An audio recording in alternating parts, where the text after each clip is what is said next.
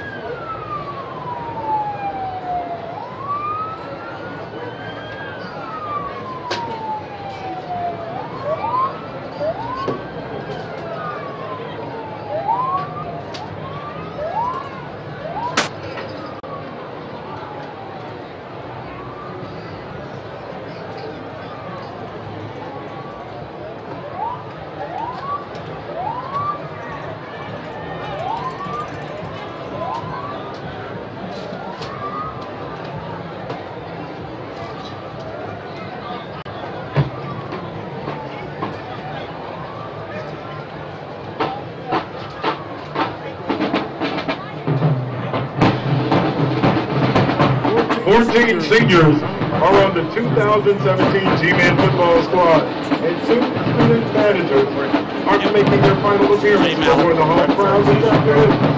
All of these individuals have made valuable contributions to the continuing legacy of Grambling State football. And today, we salute each of them and bid them Godspeed in their future endeavors. A hearty thanks to all of you from the entire Grambling State family. Gotcha. First up, number 1.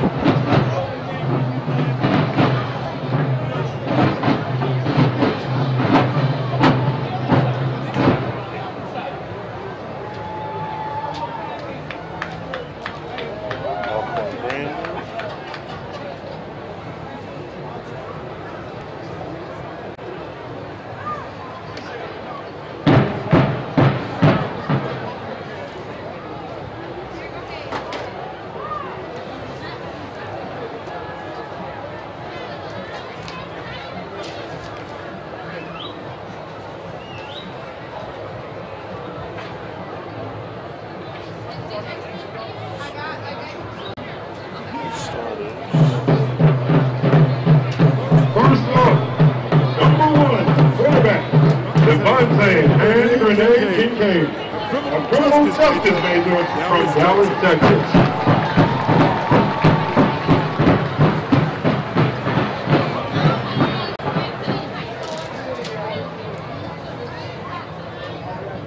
Next is number 2, defensive back Hill. I forgot about that. A sports administration major from Lamar, Texas.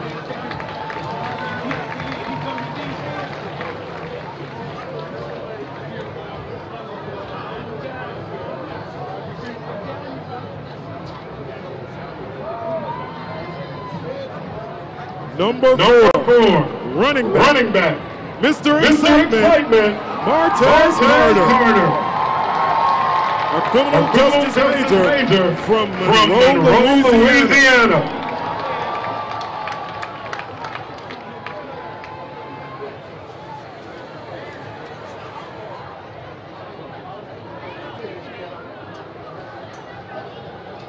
Number 14.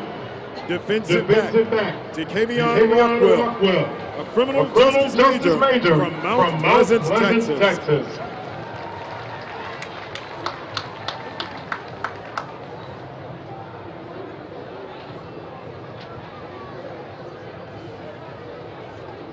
Number 24. Defensive back, the Mac. Montrell Miranda, a criminal justice major from Amarillo, Texas.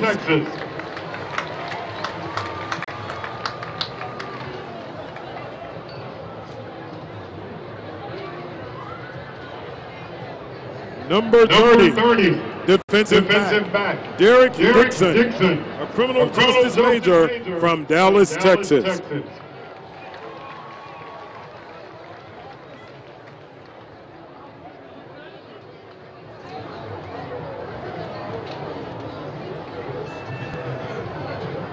Number 38, Trey Fusilier, an economics major from New Iberia, Louisiana.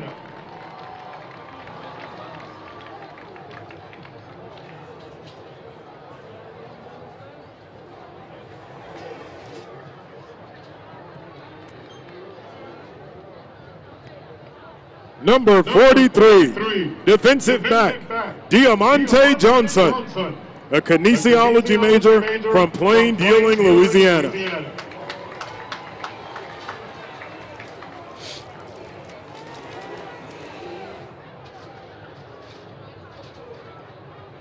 Number 46, linebacker, Deontay Hatter, an accounting major from Birmingham, Alabama.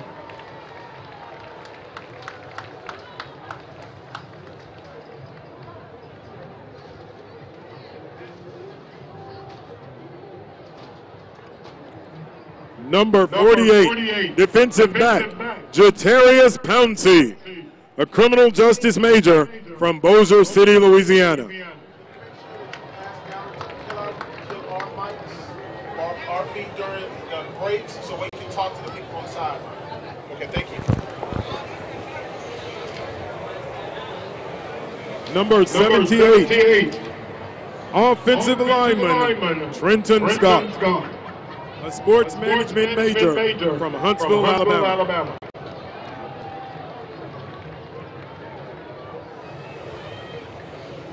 Count me back in, Santori. Ma'am?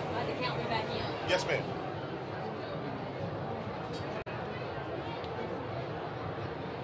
Number 84, tight end, Bryce Williams, a criminal justice major from Brussley, Louisiana.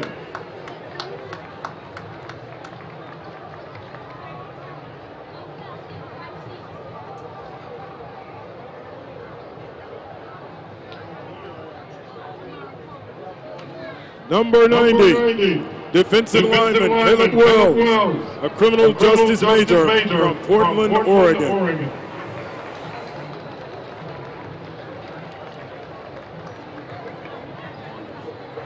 And last but definitely not least, number 95, defensive lineman Christopher Johnson, a criminal justice major from Mansfield, Louisiana.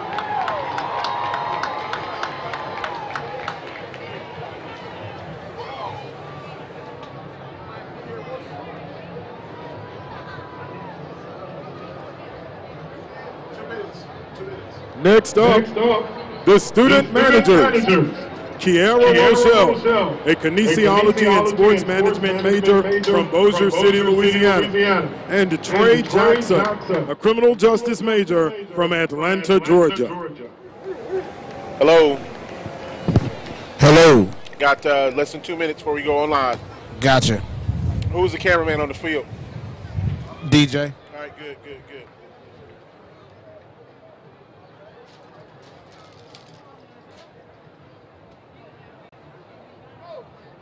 Are you coming down to me in this first segment? No.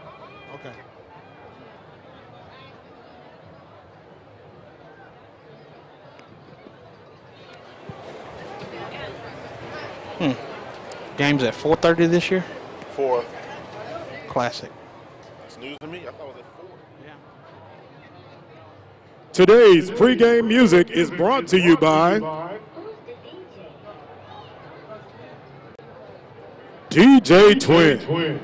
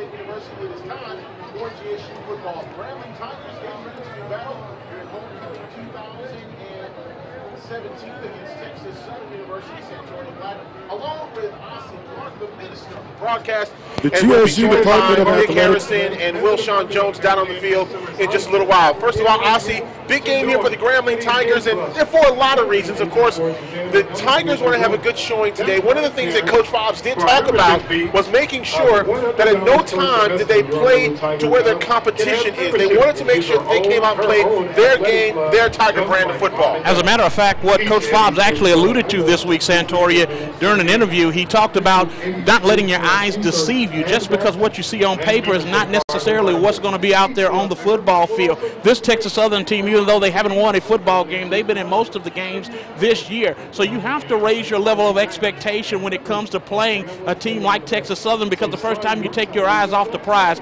they'll hit the gas and they'll be ahead. And next thing you know, you'll be like LSU. You'll be having a lot of tears in your eyes after losing homecoming. One of the things that you alluded to is that they've been in a lot of games. If you look at that game that they played against Alcorn State University, that was a 24-17 ball game. The game against Alabama State, that was a 23-16 decision. So 2 games there within conference that they were in, and they just lost that game late against Alcorn State University. But for the Tigers, it starts with the battle on the line. The offensive line has to do a very good job, and one of the things that Coach Hayward talked about is the fact that they can get pressure to Kincaid. The question is, can you contain Kincaid? Can you keep him corralled inside of that pocket and make sure that he can't get out of that pocket to make decisions for the Grambling Tiger offense to continue to be successful? The one thing that this offensive line will have to do, they'll have to know where blitzing guys are coming from at all times. Expect Kincaid to have pressure in his face throughout the course of this game. And then when you look at the other side of the ball for the Grambling Tigers defensively, you know, they've really been playing stellar football on the defensive side. Their biggest thing right now is making sure that even though Texas Southern has struggled, they have a big, aggressive offensive line. Well, the one thing that you can definitely say about this Grambling Tiger defense, they've been able to get a lot of pressure and they've been able to cause a lot of turnovers. Last week, 7 turnovers in that football game against Alcorn State University. Grambling is at a +20, and they lead the FBS and the FCS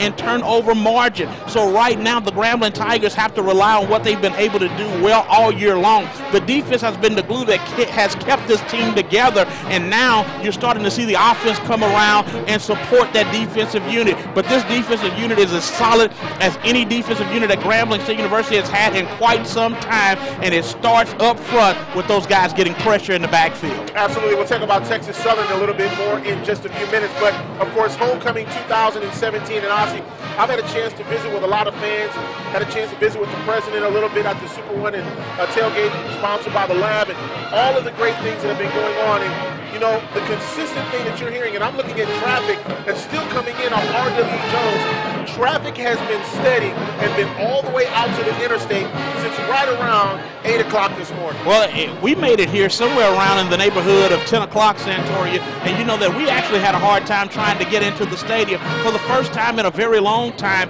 and it's nice to see the contingency here at Grambling State University continue to come in and come home and make homecoming what it's supposed to be, a home reunion of people who've gone to school together, but we have one thing in common, whether you graduated in 82 or 62, it's the fact that you're Graham fam, and we're all here at this game supporting the Grambling State University Tigers. It's a beautiful thing to look out amongst Eddie G. Robinson Memorial Stadium and see as many fans as I've seen in a very long time pack this house. And we're about 13 minutes before the kickoff of this ball game, and you can already see the general admission section on the home side is almost completely filled. As a matter of fact, you see a lot of people who are making their way over to the opposite side of the field right now because it's packed on the general admission side. I mean, you had people standing in line, really honestly, about an hour before the gates even opened. Well, one of the things that I noticed today, and it just made my heart feel good to know that we had a crowd that was going to be here an hour early for the game, to have people who are already standing in line waiting to get in with anxious anticipation because they want to support the Grambling Tigers in this football game against Texas Southern. Make no mistake about it, this is I think the 63rd meeting between these teams, Santoria, and Grambling has led most of the time when they play Texas Southern. One of the things that you can definitely say, the crowd has come here wanting to see Grambling get the 48th win over Texas Southern University. Yeah, you talk about the domination really that it has. Texas Southern is seeking its first win of the season coming into this ball game. They lost a tough game against Alabama State 23-16 back on October the 14th.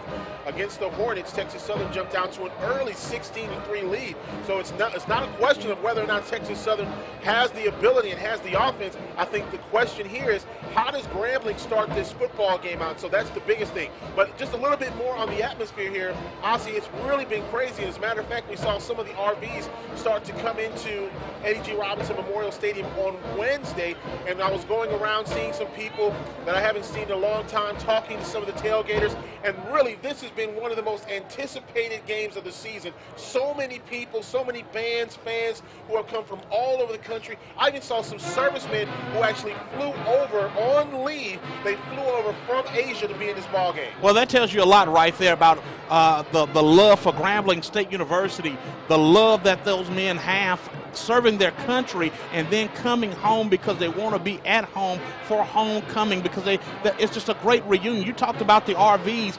Man, when we were pulling in here earlier today, there was a guy driving an RV that I thought was going to hit us trying to get parked in the RV parking lot because he was ready to be here at this football game. Probably more so ready to tailgate to get things kicked off for this game. And I tell you what, one of the greatest areas that you can go and visit at any stadium, but especially here at Eddie G. Robinson, is where those RVs are parked, because you know that there's one thing that's going to be consistent, that there's going to be food there. Absolutely.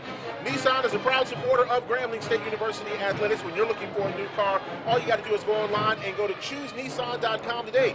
Nissan is a proud supporter of Grambling State University and Grambling Athletics. When we come back, more of the Hampton Interesting pregame show right here on the Grambling Sports Radio Network. We'll take this time out, and we'll be right back.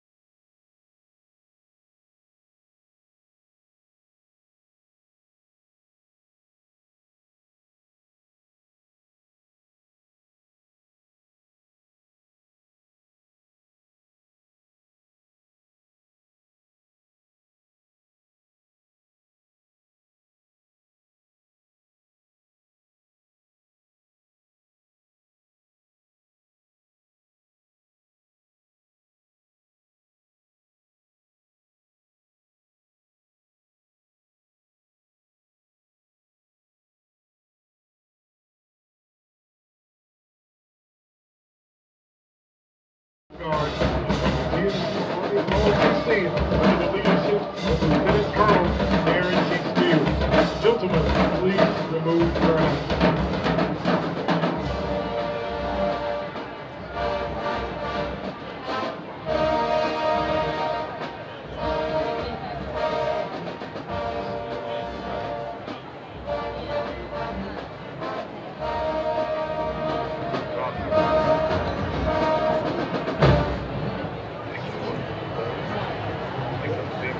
And welcome back here to Eddie G. Robinson Memorial Stadium here on the campus of Grambling State University. Grambling football will be on the air here in about 7 minutes, getting ready for the national anthem here. And before we get ready for the anthem and, of course, prayer getting ready to go on here, we're going to step aside here and take one more 2-minute timeout. We're going to take another 2-minute timeout for the national anthem and for the prayer. We'll be right back. 2-minute timeout.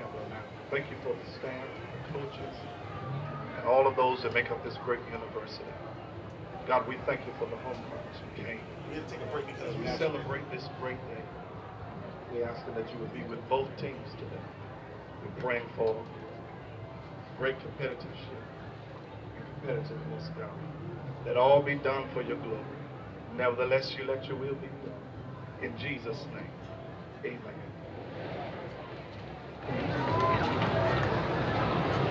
We're in a break because of the national anthem. Good. 2 minutes. Then we got a minute and a half left. Minute and a half.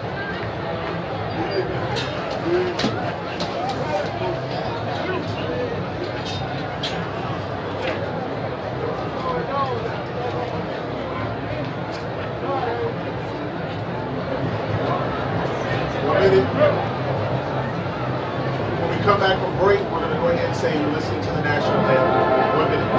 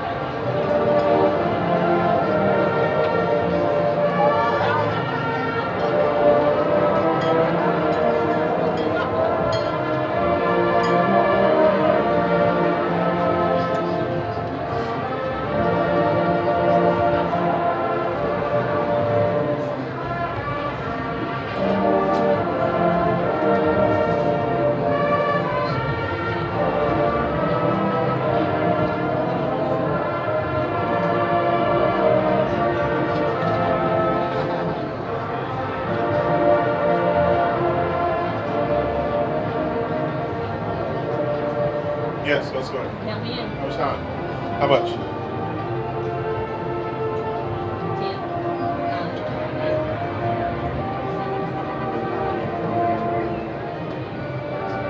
Welcome back here to Energy Robinson Memorial Stadium. You're listening to the national anthem by the GSU Marching Band.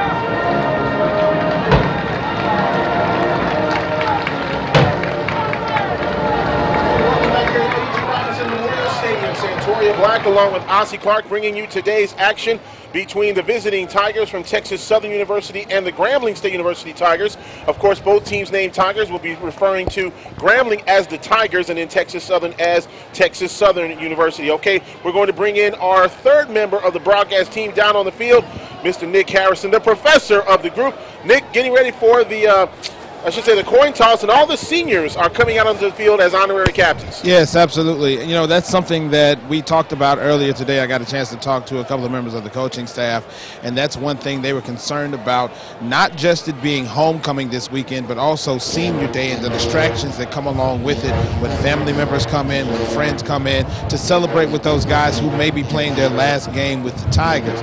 but the coaches have instilled in their players all week long to not let these distractions get to you, because remember, last year Texas Southern came out and started strong against the Tigers, and they had to mount a strong comeback in response to win that game.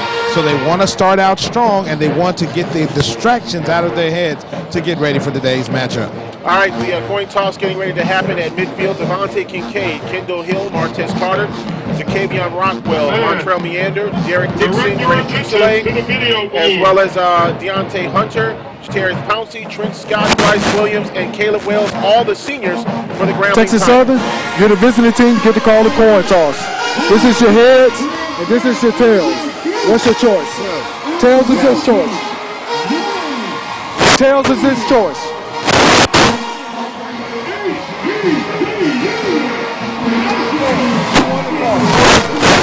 All right, Texas Southern won the toss, and Texas Southern has elected to defer until the second half. The Grambling State University Tigers getting ready to come out of the proverbial tunnel, the inflated tiger, here at Eddie G. Robinson Memorial Stadium. Looking forward to an exciting ball game, and here come the Grambling Tigers. Tigers, of course, dressed in their charcoal gray with red numerals trimmed in gold, black helmets, and traditional G's, signifying excellence at Grambling State University. Texas Southern in their road white uniforms and the magenta helmets with their TSU logos representing Texas Southern University. We're just about ready to start here, and you can feel the excitement, especially on the home side. I had a chance to talk to Sabrina Balding and her husband that came in from Houston, Texas last night, and she said this has probably been one of the most memorable homecomings so far, just because of all the great activities.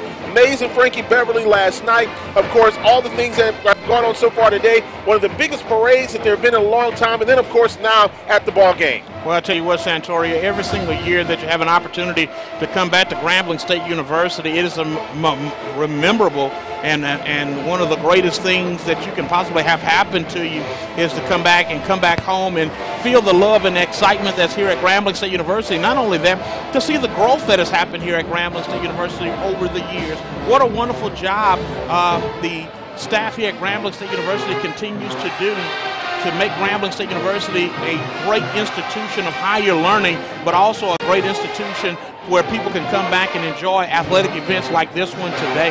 Absolutely. So the Tigers getting ready to come onto the field. Everybody kind of shaking hands and wishing each other well. Coach Broderick Fobbs on the field for another great homecoming here. Coach Fobbs leading this team in here, undefeated in Southwestern Athletic Conference play. He's really come in and made a big difference, Santoria. This team was at the pits and abyss when he came in. He had to pick this team up literally from the ruins. And what he's been able to do with these young men to make them not only believe in themselves, but believe in the Grambling way of doing things has been absolutely remarkable. You can't do anything but tip your hat to Coach Broderick Fobbs and his coaching staff for doing a tremendous job year in and year out. And last year, being able to win a national championship was just remarkable for Coach Fobbs, and to be able to do it in such a short period of time with the young men that he has on this football team just tells you what type of coach he really is. Last time that these two teams played in 2016, Grambling beat Texas Southern 47-28 in what was a very high-scoring affair. The Tigers opened the scoring with a 3-yard touchdown run by Martez Carter, and then Texas Southern answered right before the end of the first quarter, and the game was tied at 7. The second quarter was an explosive, and it was a 47 points. Kickoff, here's Martez Carter across the 30-yard line, and he is down at about the 35, and that's where the Tigers take over first down and 10. Tackle for Texas Southern University was made by number 41, Demontario Anderson, linebacker from Beeville, Texas. Last year, you talked about that football game, and so did Nick, alluded to it just a moment ago. Grambling got behind by 21 points and then had to come back from behind, and what was an amazing job by Devontae Kincaid and the offensive group. The defensive group also did a great job of shutting down Texas Southern. Let's see what Grambling can do on this opening possession of the homecoming. Double slot formation. Stack receivers to both sides. Here is Devontae Kincaid. Back to pass. He'll take off with the football across the 35. Right side to the 40, and he's out of bounds at about the 42, 43-yard line. And they'll mark him out at the 43-yard line, and that's enough for a Grambling Tiger first down. Basic three-man pressure, and then a late blitzer coming that time. Kincaid knew nothing was open down the field. He was able to get off of the right tackle, right guard spot, pick up a first down for the Grambling Tigers.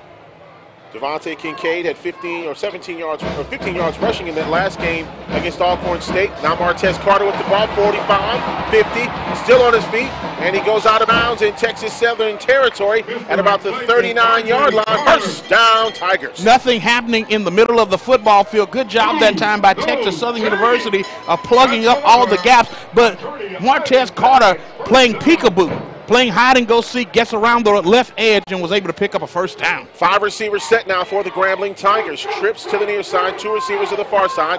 Carter back to pass, and the pass is going to be called complete. That's Clark on the reception. Clark gets maybe a yard or two, and it'll be second down at about the 36-yard line. Grambling going with the no-huddle offense. Yeah, Grambling's going to use that exclusively. They're going to have their foot on the gas trying to score as quickly as they can. 3 receivers set now, twins to the far side. Here's a give to Martez Carter, and he's wrapped up. And then, of course, here comes Texas Southern to try to finish him off. A flag on the play. Tackle was made there. Dondre Dobbins, the defensive back end on the tackle. Yeah, Dobbins is a good football player. Comes in and cleans up everything on that particular play. Penalty marker comes in on the play. Let's see if it goes. Going to run, personal foul, face mask, number 7 defense. 15 yards from the end of the run. Automatic first down. A student from Baton Rouge, Louisiana, transferred from the University of Texas San Antonio. And with that personal foul, it will give Grambling some great field position here. All the way down to about the 26-yard line of Texas Southern. So it'll be first down and 10 for the Grambling Tigers. Not something you want if you are TSU. Not something that you want at all, but you got to give a lot of credit to that TSU defensive line. They're doing a great job of putting Grambling on roller skates and plugging up all those offensive gaps. First down and 10, 4 receivers set. Here is Devontae Kincaid back to pass, a little bit out of the reach of the intended receiver for the Grambling Tigers. And Jordan Jones not able to get to it, the tight end from Frisco, Texas. Yeah, I believe that time in coverage was Murphy one-on-one with Jones. Just a little bit too much on that particular pass from Devontae Kincaid. That'll bring up second down and 10 at the 26-yard line. Here's the give to Desharius Flowers around the left edge across the 25.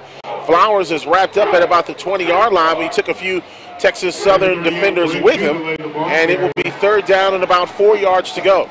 Yeah, Dobbins is one of the guys that's in there on that tackle again. He's one of the last men in, but he was able to pull that pile down. Good job that time by Grambling State University to get behind those big hog mollies up front and try to run that football off the left side of Texas Southern University. Double slot formation now for the Grambling Tigers, and the 4 receivers set.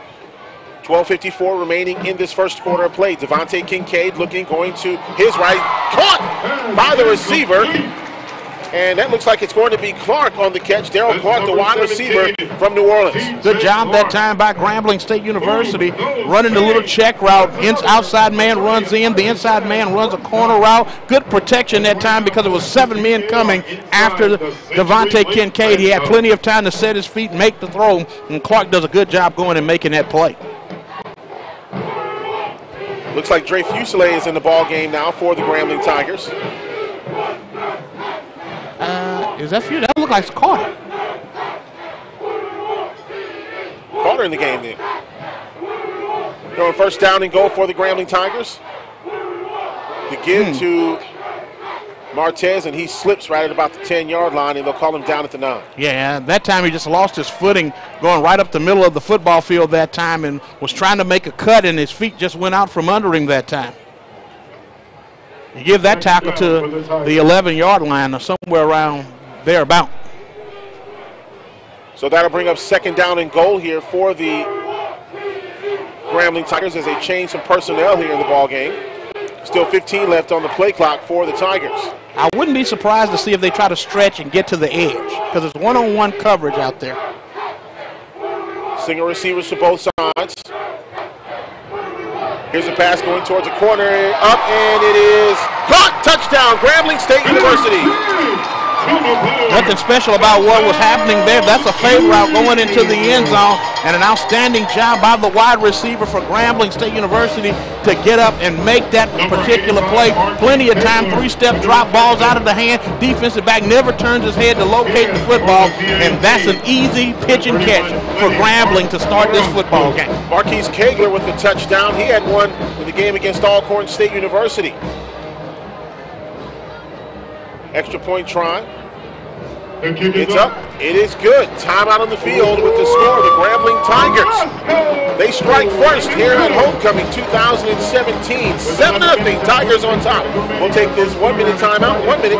You're listening to Grambling football on the Grambling Sports Radio Network and GSU TV. University 0.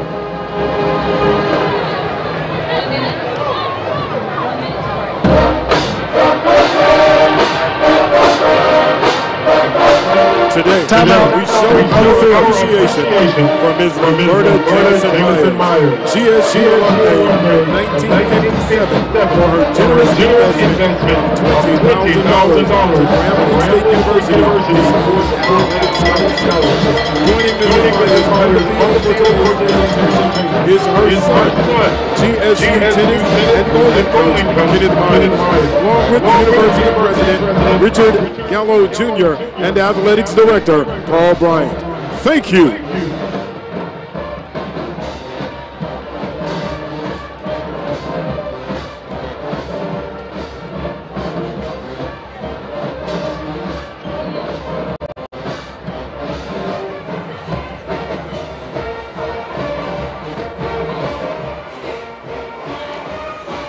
Welcome back here to Eddie G. Robinson Memorial Stadium here on the campus at Grambling State University. The Tigers are on top by the score of 7-0 over TSU. We're going to go down on the field to Nick Harrison. And Nick, that was a beautiful play there. Kegler with the second touchdown of the season, and you can tell that the team really into this ball game. Excellent job by Marquise Kegler to go up and get that ball in the corner of the end zone. Great fade pass by Devontae Kincaid to get it to his big tight end.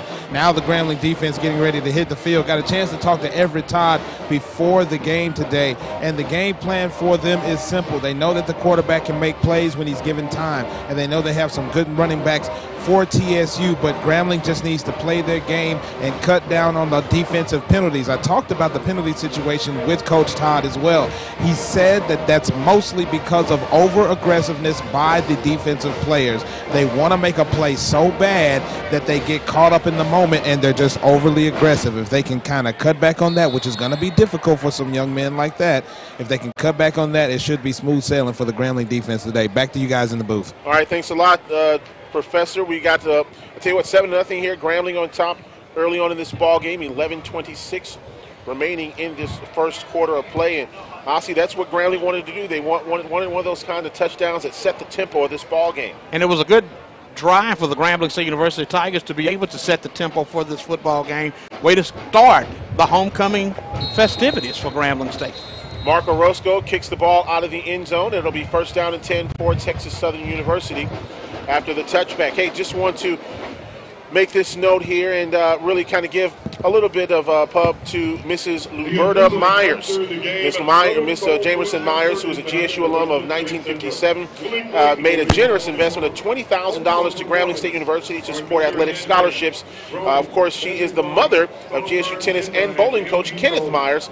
So congratulations to Grambling State University, a $20,000 investment from Miss Luberta Jamerson Myers. First down and 10 for Texas Southern University. And here is the keeper for Texas Southern. That is, looks like Brad Woodard, the junior from Dickinson, Texas. And there's a loss on the play of about 5 yards. It'll be second down and 10. Or second down and 15, I should say, for Texas Southern University. And that was a good job by the defensive front for Grambling State University to see that that was a wildcat look that time for Texas Southern University and was able to get into the backfield and tackle Brad Woodard for a loss. First down, I should say second down and 15 now for Texas Southern University. Double stack formation, 4 receivers on both sides. Here is the quarterback, Dominic De La Rica. And it's incomplete. Pass was intended for Darvin Kidsey, the wide receiver from Missouri City, Texas. He is a graduate transfer student from North Texas University. Yeah, Kinsey is one of the best wide receivers on this team. 30 catches, 402 yards, 2 touchdowns. That time's wide open because he kind of hesitated up, kind of set on the route, and then he released deep. Everybody from Grambling set underneath, and that he was wide open going down the field and wasn't able to hold on to that ball. You got to make those types of catches. Kinsey, of course, second in the conference in receptions per game, third in receiving yards per game. Here on 3rd down and 15, here's a pass out to the right side, the far side of the field, and it's going to be incomplete. Pass is ruled incomplete. The official on the far side said that the receiver bobbled the ball, and now Texas Southern 3 and out here to start things out. And that's not, if you're Texas Southern, that's not the way you want to start. Well, it started with the Grambling Tigers being able to get pressure and stopping the run. One of the things that Coach Hayward talked about that he really wanted to do was maximize every possession and take away possessions from Grambling State University by running the football, but they weren't able to do it on that particular series. 1 run and 2 passes, and neither one of those passes, well, one was a good pass, just was dropped. Punting out for the Texas Southern Tigers, Donald Halstead. And, of course, Tigers will start things off 1st down and 10 at about the 36-yard line after a fair catch. Texas Southern is a very young squad, too. A lot of freshmen on the field play on this defensive unit, offensive unit for Texas Southern University. They're a team that is still trying to build and trying to get better every single week. We're going to take a timeout with the score. The Grambling Tigers 7, Texas Southern University nothing. We'll take this 1-minute timeout. 1 minute. We'll be right back. David Aubrey.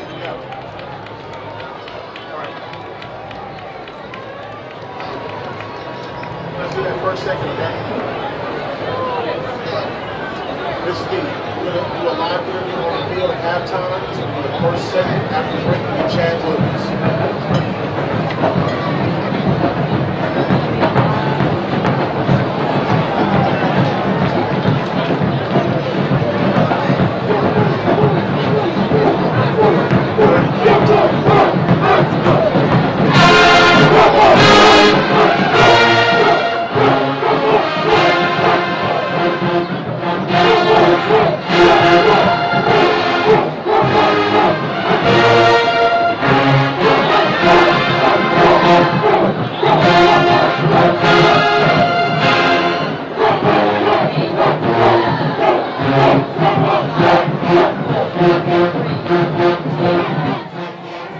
Welcome back here at Eddie G. Robinson Memorial Stadium here on the campus of Grambling State University. Santoria Black along with Ossie Clark, Nick Harrison, and Wilshawn Jones down on the field. 10:25 remaining in the first quarter. 7-0 Grambling on top, and the Tigers have the football. Devontae Kincaid in the shotgun, 4 receiver set, complete to the far sideline. Receiver still on his feet and finally brought down at about the 46-yard line, and that will be close to a 1st down. Should be a Grambling Tiger 1st down. Just a little curl route right at the sticks. Good job that time by Kincaid, seeing the pressure coming. Late blitz coming right at him from the linebacker position. He was able to get the ball out of his hands and get a 1st down. Now 5 receivers set for the Grambling Tigers. Pass is incomplete to Martez Carter over his head. And that'll bring up 2nd down and 10 at the 46-yard line. Yeah, that's pretty decent coverage that time for Texas Southern University. And I want to say that was number 6. No, that's not number 6. It had to be number 9 in the ball game. Kincaid here on 2nd down and 10, looking for an open receiver. Escapes some trouble. Going back to the far side, out to Martez Carter. Gets all the way up the field and close to another 1st down for the Grambling Tigers. Martez Carter is just the greatest safety valve for any quarterback to have in college football. That time pressure coming, the pocket collapsed. Kincaid rolls out of the pocket, gets away from a couple of defenders, and was able to find Martez Carter, who picks up another Grambling Tiger 1st down. Second in the conference in all-purpose yards, 223 a game. Here's Carter bouncing off of a defender, gets across the 40 and to about the 36, 37-yard line, And that's a gain of about 8 yards on 1st down and 10. Here's what the coaching staff will probably look at when they look at film on this particular play. They're going to wonder why those wide receivers didn't get into the chest of those defensive backs and continue to block, because if they do, Martez Carter has nothing but green grass in front of him.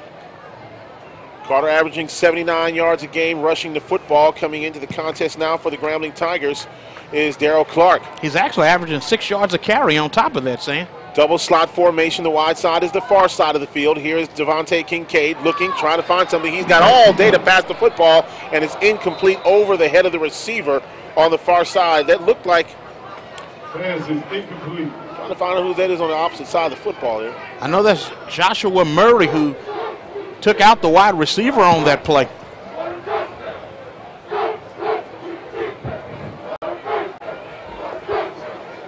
Third down and about 3 yards to go there for the Grambling Tigers. Khalif Salmon was in the intended receiver, it looks like. Grambling looks like they're going to line up with full house backfield. Whistles on the field, and we have a timeout on the play. Timeout. Texas Southern. First timeout Texas Southern used. will take the timeout. So with 8:59 remaining here in this first quarter of play, 7-0 is our score. And of course, there are a lot of activities that have been going on so far here with Grambling State University during homecoming. Of course, if you look at Wednesday, had a talent show for the students. Thursday, big event with the comedy show, the Wild and Out crew was here. On Friday, big concert, Mace, Frankie Beverly, Velvet DeVoe, Jubilee, all in concert last night, which was an unbelievable concert there. And then tonight, the big step show that'll be in the Assembly Center right around 8 o'clock. Tell you what, that's a lot of excitement. And on top of that, anybody that wants to see a great show, you have not seen a great concert until you've seen Frankie Beverly actually perform live. It is absolutely phenomenal. And everybody that was at the concert last night had a treat, Santoria. Not only just Frankie Beverly, but like you said, Belle Biv DeVoe was also there. And you know, if you're a 90s kid, that's somebody that you grew up with. Motown Philly right there, son. Gamma Psi chapter of Kappa Alpha Psi made a $40,000 contribution to Grambling State University. I'd like to thank them for their contribution. Here is the give to Martez Carter on 3rd down. Carter will get a first down and a whole lot more over the right side. And the Tigers continue to dominate Texas Southern rushing the football.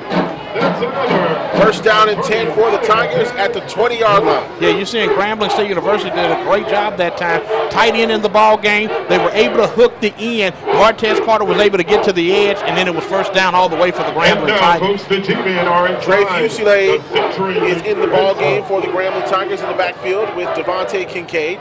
Kincaid back to pass, looking back to his left, trying to find someone open. Now we'll scramble back to his right. And the pass is, they're going to call it complete. It is complete. And that's going to be complete to number 82, Devontae Davis. First down, close to a first down, I should say. Yeah, very close to a Grambling Tiger first down.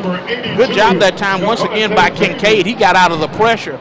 Texas Southern up front is doing a very good job of getting in the Grambling Tiger backfield and disrupting things. It's just the fact that Kincaid is so elusive until he's able to make people miss and then look down the field and find open men for Grambling State.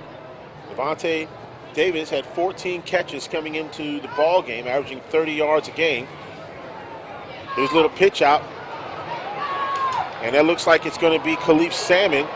Goes out of bounds, but not before getting a first down. Salmon did a good job that time on the speed sweep. Job by the left tackle for Grambling State University to actually get that hook on that particular play. Trent Scott hooked the edge just enough for Salmon to get around the edge and pick up that first down. It is a first down and goal now for the Grambling Tigers. But you're noticing one of the problems that Texas Southern is having is something that Coach Hayward said they've had a hard time with. That's tackling the football. 4 receivers set for the Grambling Tigers. Here's a keeper by Devontae Kincaid. 5, touchdown, Grambling State University. At first, I didn't think the official was going to give it to him. It was a late call that time by the official. Good job of faking the inside read that time. Zone read action. Devontae Kincaid pulls it at the last minute, knowing that he had a blitzer right there in his face, and he was able to get to the end zone and score for the Grambling Tigers. Good job up front by the Grambling Tiger offensive line to sell everything that was happening on that play. And one of the things that you saw, Ozzie, is Texas Southern a little bit befuddled by that set that Grambling had with the stack to the inside and the wide out. Here is the extra point try. It is up and it is good. Timeout on the field with the score. The Grambling State University Tigers now on top by the score 14-0. We'll take this 1 minute timeout. 1 minute, you're listening to the Grambling Sports Radio Network. Timeout on the field. Grambling State University is extremely appreciative of alumni O'Neill and Elena Ward Robinson's generous contribution of $100,000. Their substantial investment and a testament to their commitment to Grambling State University. Joining the Robinsons on the field today are University President Richard Gallo Jr. and Vice President of Advancement Mark Newman.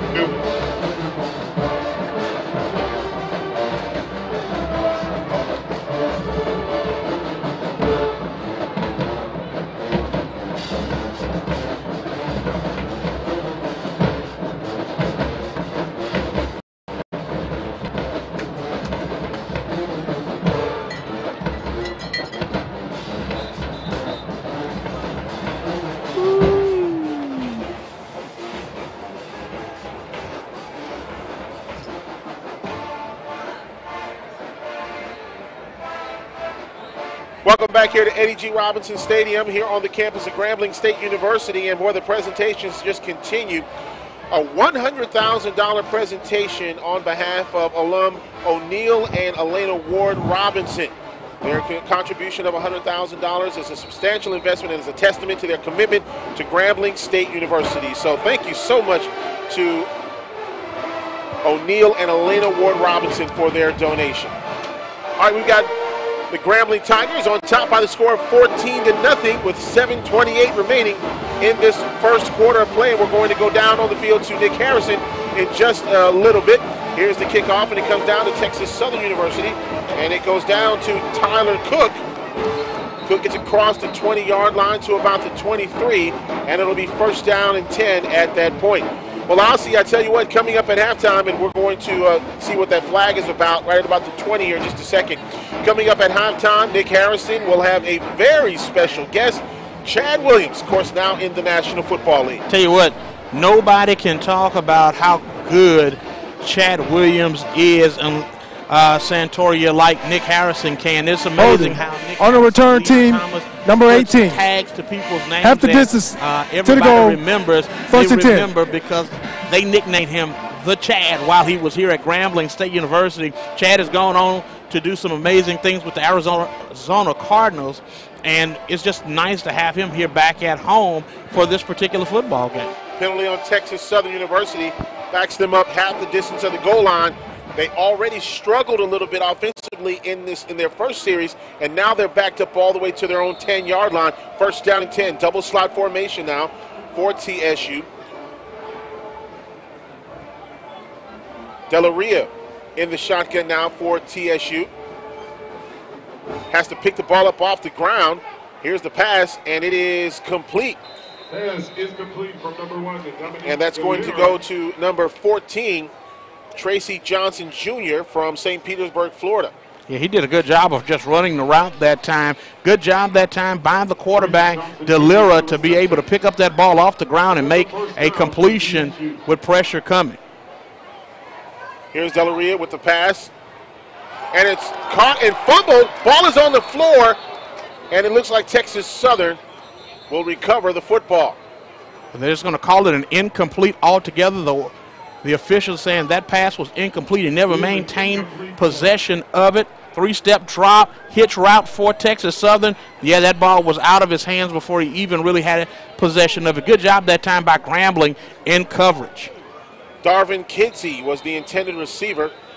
Second down and 10, and Texas Southern will call another timeout with 6:52 remaining in this first quarter of play. What we've been talking about This is that back half of the season that we've been discussing. Texas Southern has timeout. won a ball game. And Texas Southern. Contest. Second timeout used. 30-second timeout. Comes in with a record of 6-1 overall, 3-0 in conference play. Of course, this is a Western Division battle. Now you start moving to that second half and the back half of the season here for a lot of teams, and every game counts. You start looking in the Western Division. Southern University, of course, has one loss already in the division. They've got to keep winning in order to keep pace for Grambling. Otherwise, they'll be down 2 games. And on the eastern side, the big game right now, Alabama A&M and Alabama State in the Magic City Classic. A&M right now right on the heels of Alcorn in the east. Well, I tell you what, if that can happen, Santoria, it makes for good football. Absolutely. The parity down the stretch will be absolutely phenomenal. What I want is for Grambling to continue to win, and that way we don't even have to talk about any of the other stuff. They let the other side of the division take care of itself. Absolutely. Delaria with the pass. It's complete.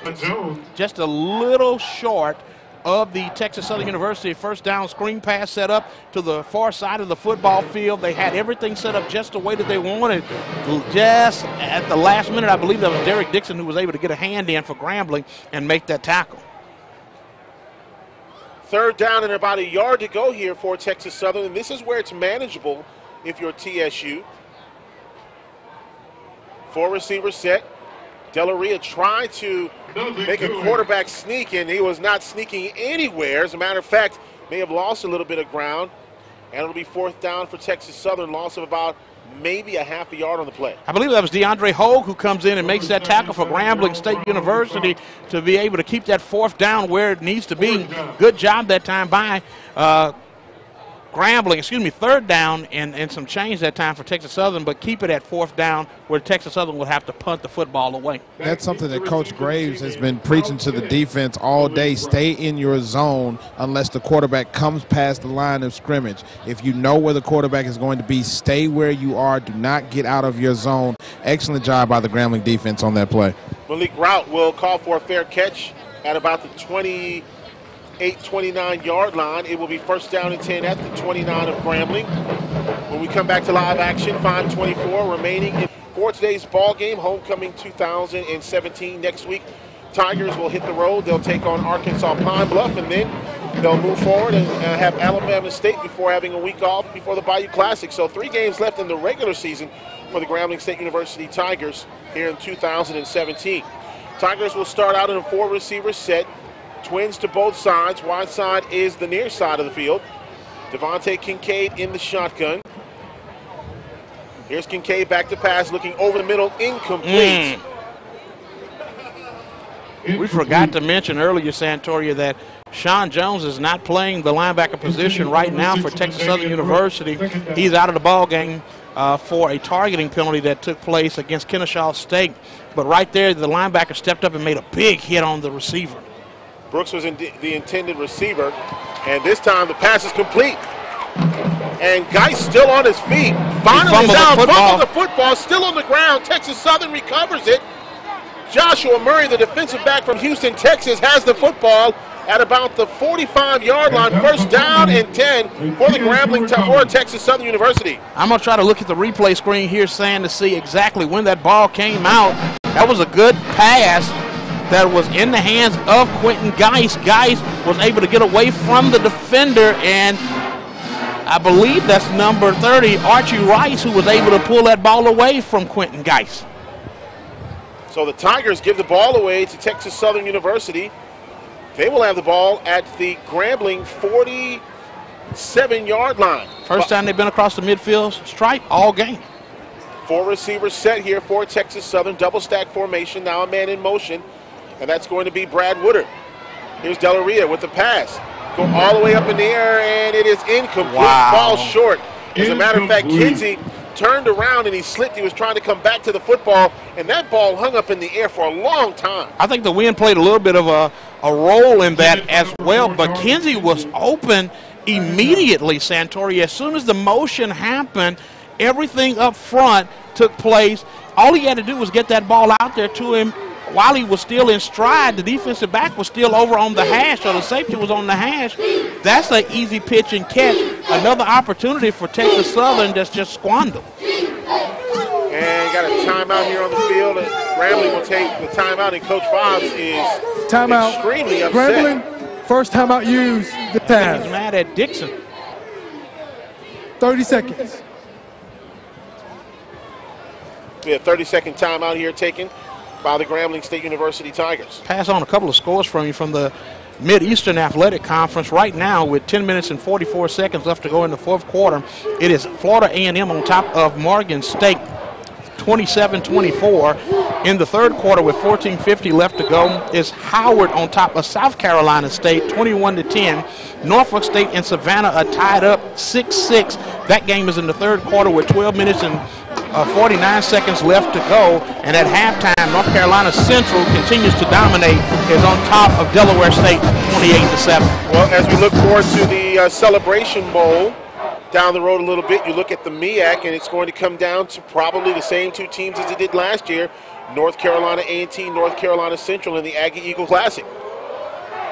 Second down and 10 here for Texas Southern. Delaria back to pass. He scrambles, and it's complete. He gets it out to the wide receiver, number 88, Malik Webb, the sophomore from Dallas, Texas. Webb did a good job of just running the deep dig across the middle of the football field. He was wide open that time. That time, Delaria was able to step up out of the pressure and actually make a great pass down the field, picked up a huge first down. Malik Webb is actually a good wide receiver. 9 catches on the year, 98 yards, adding to his total with that catch right there. First down and 10 for Texas Southern. Ball is resting at the 25-yard line. That's the fourth receiver that Delaria has targeted here in this drive. Here's the give to the running back across at 25. That's number 49, and that's going to be Adrian Carter. Carter's still on his feet, and he gets down to about the 11-yard line. It's going to be first down and 10 for Texas Southern. That's just a good job by Texas Southern up front. They did a good job of blocking at the point of attack, and then the big running back was able to make a couple of cuts and then make a couple of guys miss him and get into the open field. Good job. Backside safety was coming that time to make that tackle. First down and 10 for Texas Southern. They can get a first down at about the 1.5-yard line. 2 men in the backfield. Here is the give once again to Carter. Gets across the 10. Carter gets to about the 7-yard line. It'll be second down and about, looks like second down and about 4 yards to go. That's a power play that time to pull the backside guard to help lead into the hole on that particular play for the big running back to run off of the right side of that offensive line. He was able to pick up about 5 yards. That's pretty good yards. One of the areas that Grambling was really good last week, Santoria, in that football game against Alcorn State, is they were able to stop Alcorn from really running the football at will. Right here, the last 2 possessions we've saw where Texas Southern able to run the football effectively against this Grambling Tiger defense. Jefferson, Johnson, and also Webb, the receivers in the ball game for Texas Southern. Here's a give to the running back. Gets to about the 5-yard line. Looked like Woodard, the ball carrier that time. The young man from Dickinson, Texas, did a pretty good job of being able to get behind those big guys up front. He still picked up about 3 yards on the play.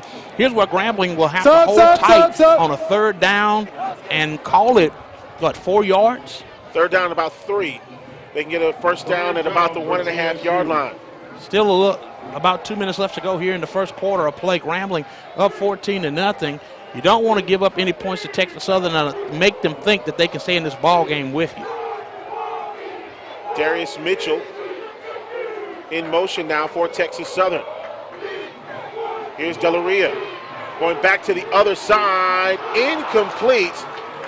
The pass was intended for Mario Smalls. Now that play, it was meant to be deceptive because everything was overloaded strong to the far side of the formation or the right side of the formation for Texas Southern. What they were trying to do is run what they call a throwback play to the tight end. Get everything and everybody flowing to the football, play side, roll the quarterback right, and then throw it back left. And Grambling did a very good job of having the coverage where they needed to be at that time. Fourth down, and Texas Southern is going for it. This is only the 6th time that Texas Southern has actually had a fourth down situation. They're 40% on the year, saying 2 for 5 otherwise. Kids in motion, and whistles will stop play. It's going to be a delay of game against Texas Southern. And that's one of those things game. on fourth Offense, down. And number 1, basically 5 yards. 3 yards to go. You take Remain yourself out of a fourth potential down. play where you want to try to score. And now you bring the field goal unit on. 14-0, Grambling on top. Texas Southern University just really hurting themselves because they've had a couple of opportunities in this football game where they could have made some plays and actually put themselves in better position right now in this game. Now, instead of having 7 points on the board, they have to try to settle for 3. Here's the field goal try. It is up. It is good. Timeout on the field. With the score, the Grambling Tigers on top of Texas Southern University by the score of 14-3. We'll take this 1 minute timeout. 1 minute. You're listening to Grambling State University football on the Grambling Sports Radio Network.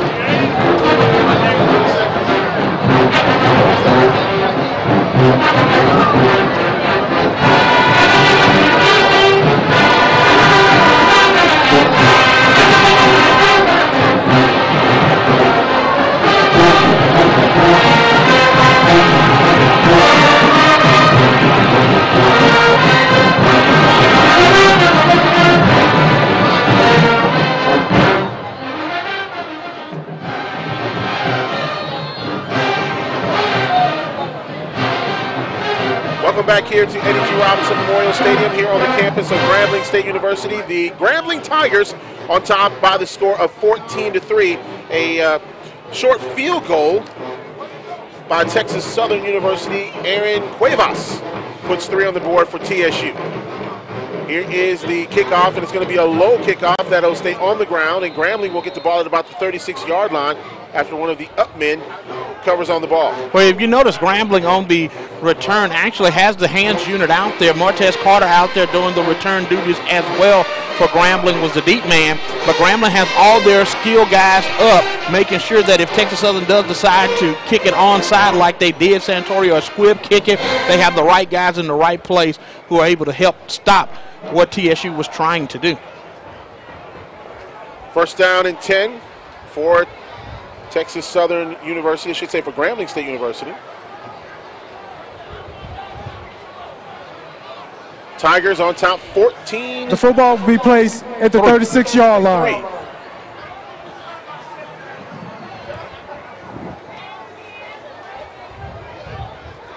Here's just a point of clarification. Ball will be placed at the 36-yard line.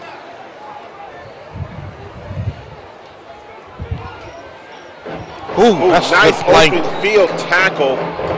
Looks like that was Clark.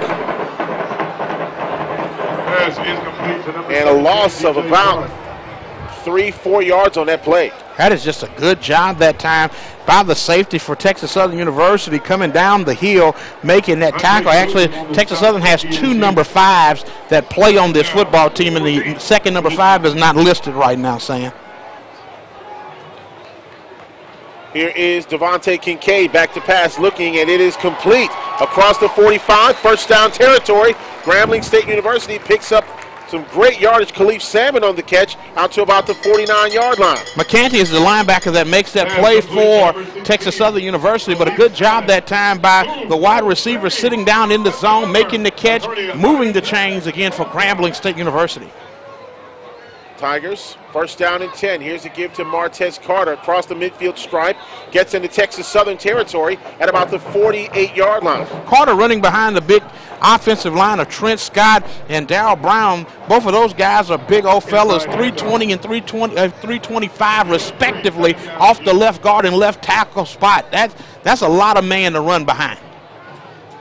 Second down and about 7 yards to go here for Grambling. 14-3 is our score. 50 seconds remaining in the first quarter play. Trips to the near side for the Tigers. Kincaid in the shotgun. Here's a snap, and whistles blow and flags are thrown. Looks like it's going to be a false start. Yeah, that goes against Grambling State University. I'm not sure exactly what number. May have been one of the big guys on the end. Offense, 78. 5-yard penalty. Going to be against the main first down. Offense is going to go against Trevin should say it's number Trent Scott, rather. Yeah, Trent Scott was the corporate on that particular play. You don't want to get penalties. I heard you have to run if you get penalties. Yes, usually coaches will make you pay the price for picking up penalties, and Grambling, a very highly penalized football team, and we'll talk about it after this play.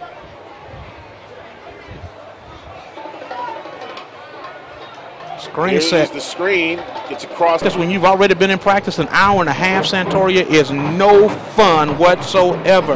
And one of those things that you tell your guys is, hey, we've already been penalized enough this year. We don't need to give away yards. We need to pick up yards. Grambling, the worst penalized team in the conference, 82 penalties coming into the ball game, a little over 1,000 yards worth of penalties. That is the end of the first quarter with the score. The Grambling State University Tigers And that's the end of the first quarter. on top 14-3 over Texas Southern University. We're going to take a 1 minute timeout. 1 minute, you're listening to the Grambling Sports Radio Network.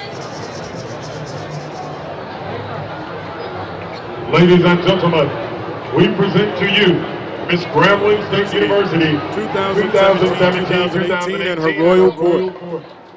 Miss Freshman Amber Loretta Smith, escorted by freshman class president Milton Jackson. Miss Sophomore Rakenzie Leola Jonikin, escorted by sophomore class president Stephen Wilson. Miss Junior Kendall Colon, escorted by student government chief of staff Justice Malone. Miss Senior Yolanda Decker Williams, escorted by senior class president Brian Jefferson. And finally, Miss Grambling State University 2017-2018 Jamitri Berejet Robertson. She is escorted by Student Government Association President Adarian Williams. How about a hand for Miss GSU and her royal court?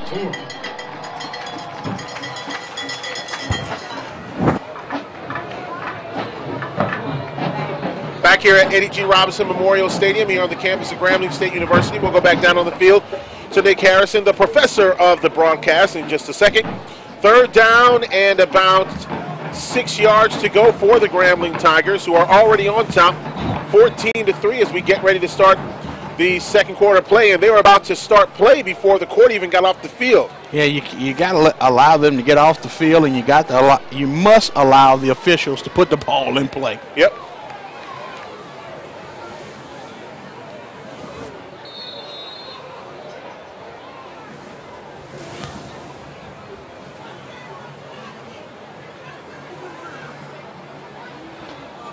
Here's Kincaid, back to pass, looking, it is complete.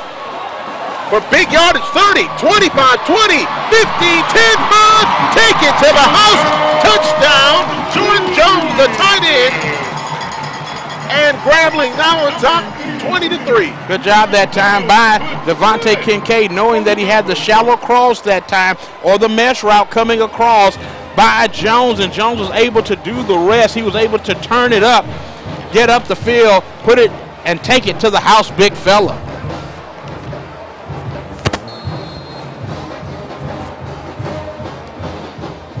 That's a good play call. Pressure coming right at the Grambling Tigers, and they were able to get it out of Devontae Kincaid's hand into the hands of the check down route. It's blocked. It's blocked. And the score will remain 20-3. And so we'll see if we're going to take a timeout or if we'll keep it right here.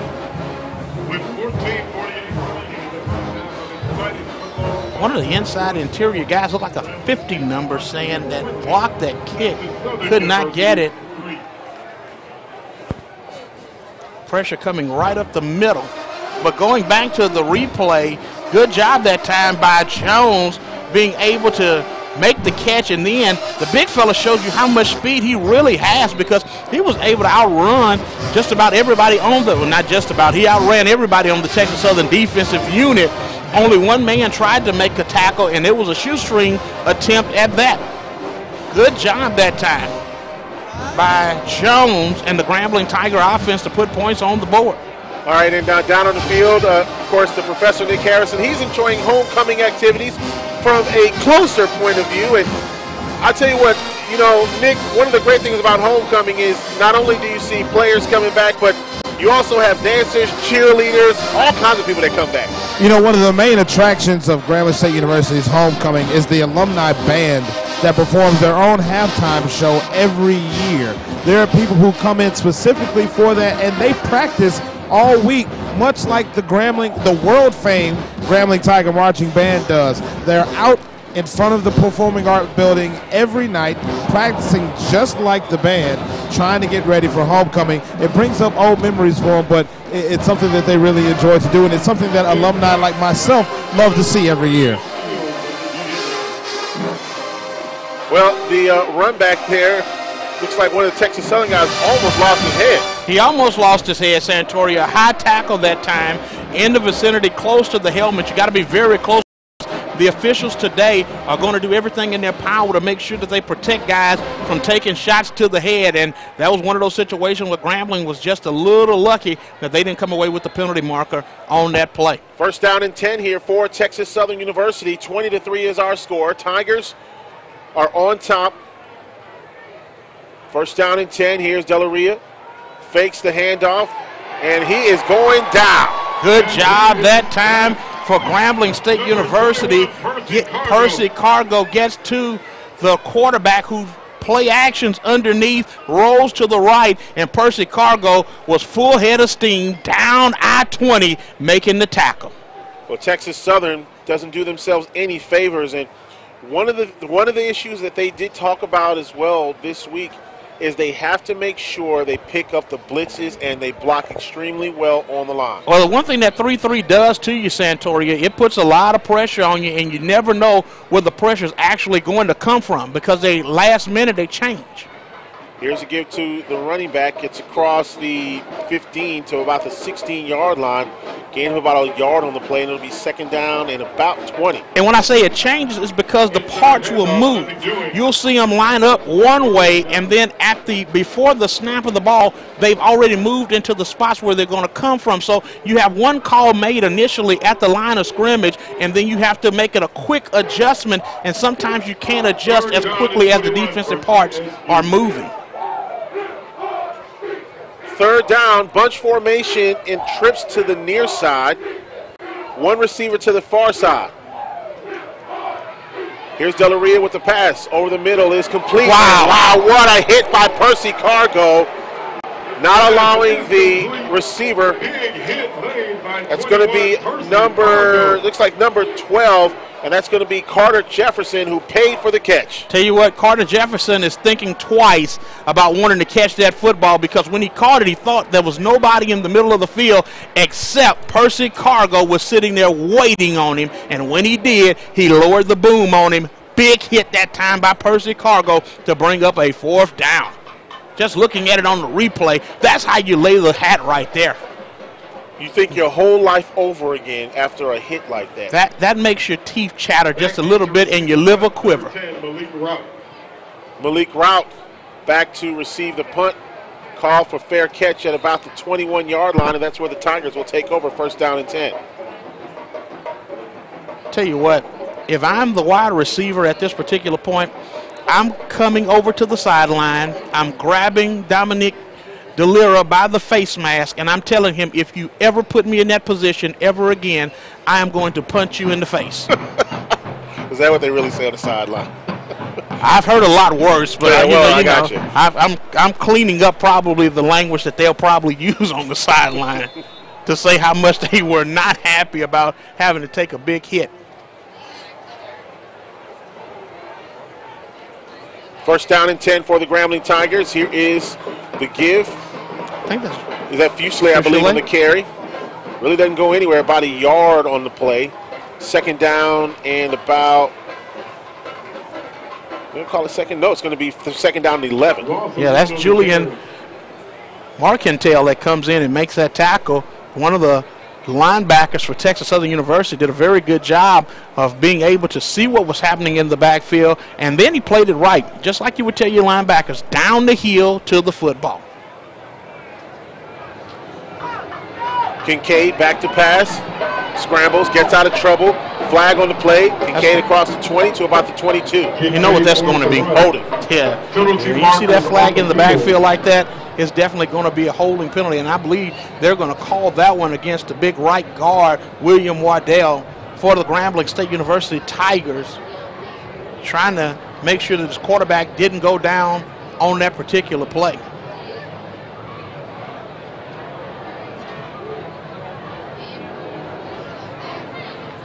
Long discussion, though, by the officials. There was no foul on the play for blocking the back. Third down. It'll be third down for the Tigers at about the 22-yard line. Third down and 11. 11:40 remaining until halftime. A much anticipated halftime show coming up. The Royal Court was actually introduced in between the quarters.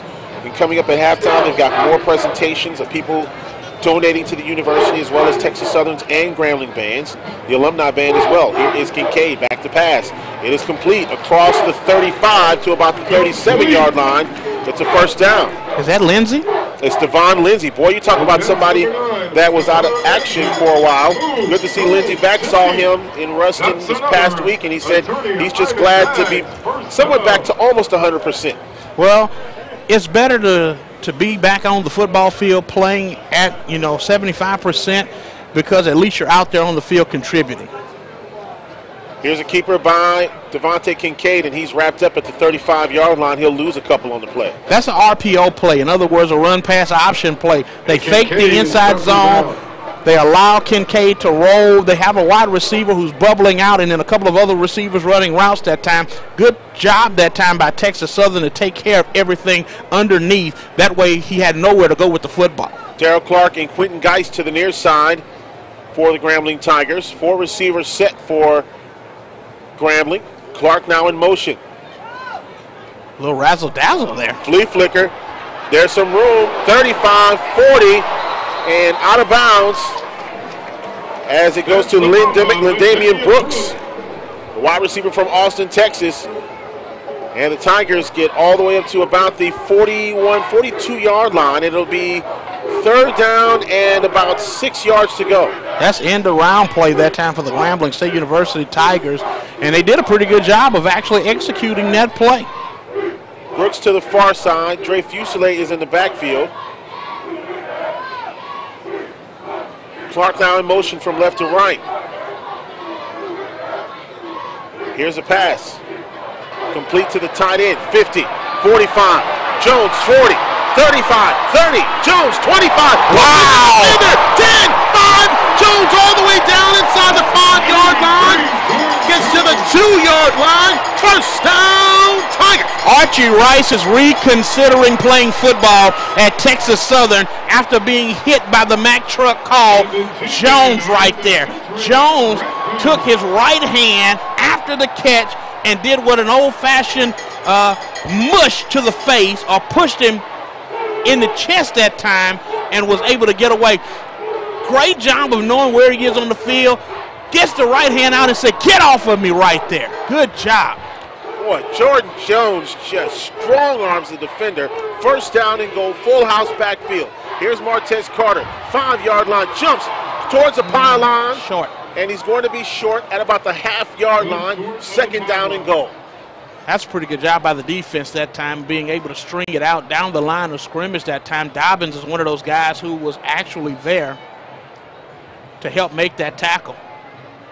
Bringing up a second down and goal from the 1-yard line, well, right at the 1.5. I wouldn't be surprised, though, to see him just turn around and hand it to Dre Fuselier off the right side. There it is. Right at the middle of the field, Fuselier with a touchdown. Grambling State University and the Tigers up 26-3. Well, we said they were going to hand it off the right side, and a good job that time by William Waddell and Keegan Smart for doing a great job of opening up the hole off the right side. And even the blocking back that time, I believe that was Lindsey who got the extra block, ISOing up on the linebacker so that Grambling State University could get into the end zone for the easy touchdown from the 1, and I guess you would call it the 1-yard line. Fuselier, that's his first touchdown of the season. And the Tigers are up 26-3. Extra point try by Mark Orozco puts the Tigers up 27-3.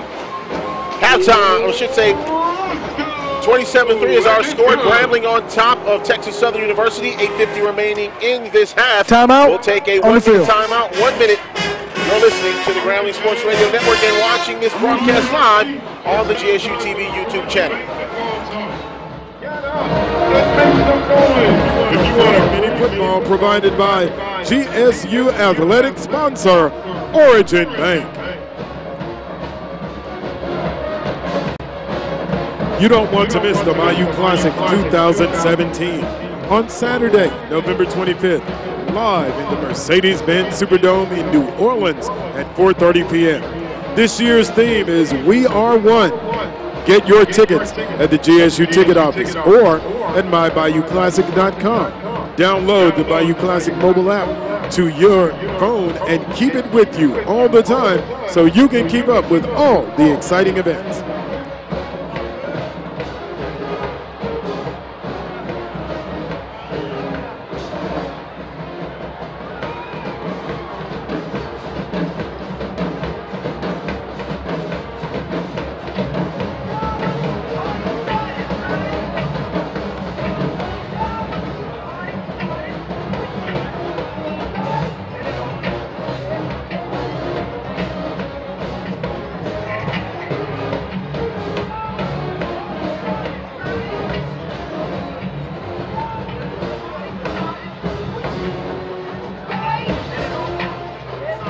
Halftime report.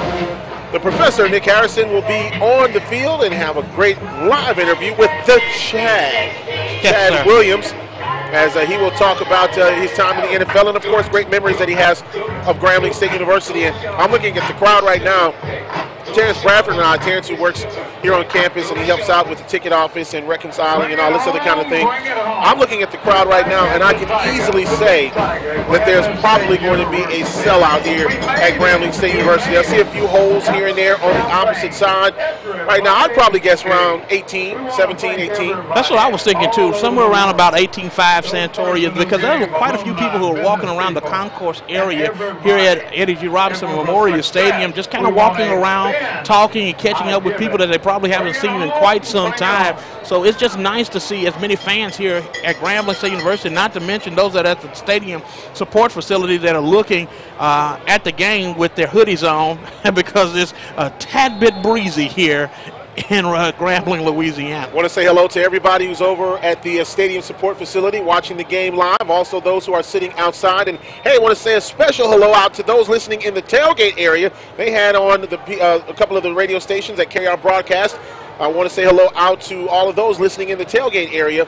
Here is the kickoff from Marco Roscoe, comes down. That's live. The ball is going out of the reach of the return man, and finally gets the ball. And boy, bad shape right there for Texas Southern University to start this drive, as the return man, number 20, Daquan Jones, had to retreat all the way back inside the 10. He's tackled at the 6, and boy, when it rains, it pours for Texas Southern. Yeah, that's Nicholas Black who steps up and makes the tackle for Grambling State University. He's the Johnny on the spot that time, Santoria. Here's you heard me scream that the ball is live. Anytime that ball goes more than 10 yards and your man or an offensive man does not touch it, it is still a live ball, and that means the defense has a right to recover that football.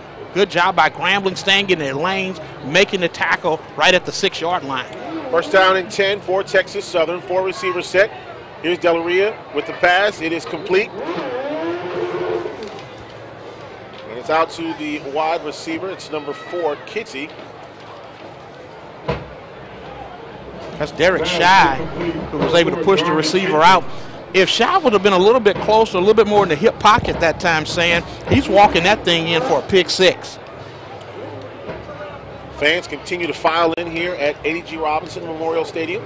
You know what is getting close to that time. Getting towards that halftime. And once again, here is Daquan Jones with the catch. Flag on the play after the tackle. And that flag is thrown right at about the 28-yard line. And Texas Southern did get a first down, but let's see what the call is. Penalty marker looked like it was going to go against Texas Southern. Don't want to speculate exactly what the call might be.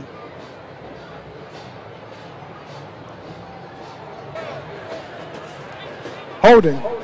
Holding on the offense, number 12. Against Texas Southern. 10 yards. And the hold is Replay, second down. Carter Jefferson, the wide receiver. 10 yards from the spot. And the ball will go all the way back to about the 9-yard line. So just when Texas Southern gets a couple of steps. Take a few steps backwards. Yep. Very reminiscent of a person who's intoxicated, Sam. Trips to the far side, one receiver to the near side. It's a bunch formation to the far side for Texas Southern. Little screen set up. Complete across the 10 to about the 12-yard line. Gain of about 3 yards on the play. If I'm TSU, those are the types of plays that I want to run. I want to run quick screens, quick check downs, anything that's going to be quick. I don't want to hold the ball long periods of time to allow that Grambling Tiger defense to get into the backfield and create havoc for my offensive line. Third down and about 3.5, making 4 yards to go here for Texas Southern to get a first down. 4 receivers set. Delaria back to pass, looking. That pocket is collapsing. He'll take off with the football, and he gets out of bounds. Looks like he has the first down, though. Give a lot of credit, though, to that offensive line, though. The pocket did collapse, and Mullins is the guy for Grambling that steps up and makes that tackle on the far side of the football field. But the pocket collapsed, but they did a good job of washing everything past him, making everything or fanning everybody out. It gave him a running lane, and he was able to pick up the first down, barely, but he got the first down. A little over 7 minutes left to go here in the first quarter of play. You give a lot of credit to Anthony Mullins running that play down from behind, almost coming up with a great tackle. Delaria with a little pitch out. This goes out to the running back, Daquan Jones. Jones down at about the 19-yard line, gain of about 2 or 3 yards on the play. Bring up second down. Halftime coming up, and of course, alumni band will be performing, as well as the GSU world-famed Tiger Marching Band. Texas Southern Marching Band will be performing, better known as the Ocean of Soul. Plenty of presentations, and right here on the network and on the GSU YouTube channel, presented by GSU TV, it will be the Chad Williams, coming up at halftime. We might as well call it the Chad Williams Show, because that's what it was when he was out there on the field. It was a Chad Williams Show, absolutely. 4 receivers set once again for Texas Southern, and there's going to be a flag on the play, delay game. Timeout. Again, another situation. Texas Southern, third and final timeout. Well, actually, Texas Southern calls a timeout, Sam. There was a flag on the play. 67 yards coming into the contest. We will take a timeout here with the score. The Grambling Tigers 27, Texas Southern 3. We'll take a 1-minute timeout. 1 minute. We'll be right back. West Barnett Springs in Ruston. You can fellowship with the New Living Word Ministries any Sunday at the 10 a.m. Thank you, Pastor Baldwin and New Living Word Ministries.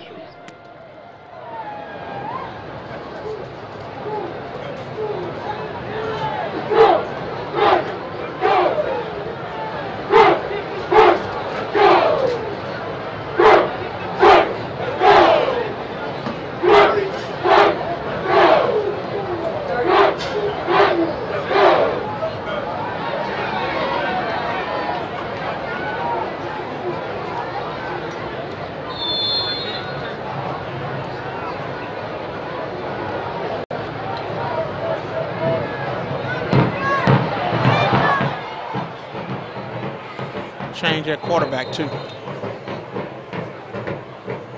Jay Christopher. And at the quarterback for TSU, number 10, Elijah Odom on the QB keeper. Elijah Odom now, the quarterback in for Texas Southern University, takes off with a football and gets a first down for TSU.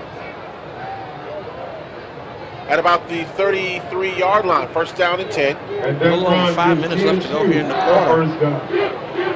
If you're Grambling State University, you definitely want to keep TSU off the board. You get the ball back when halftime is over. Malik Webb out wide to the far side of the field, and Darwin Kidsey to the near side here on first down and 10. Little confusion on the formation. Here is the give to the big fullback. That's going to be Carter, and he goes nowhere. And Carter is met by a host of Grambling State University Tigers. But the guy that actually makes the tackle for the Grambling State University Tigers is that number 8? That's Mullins. Mullins.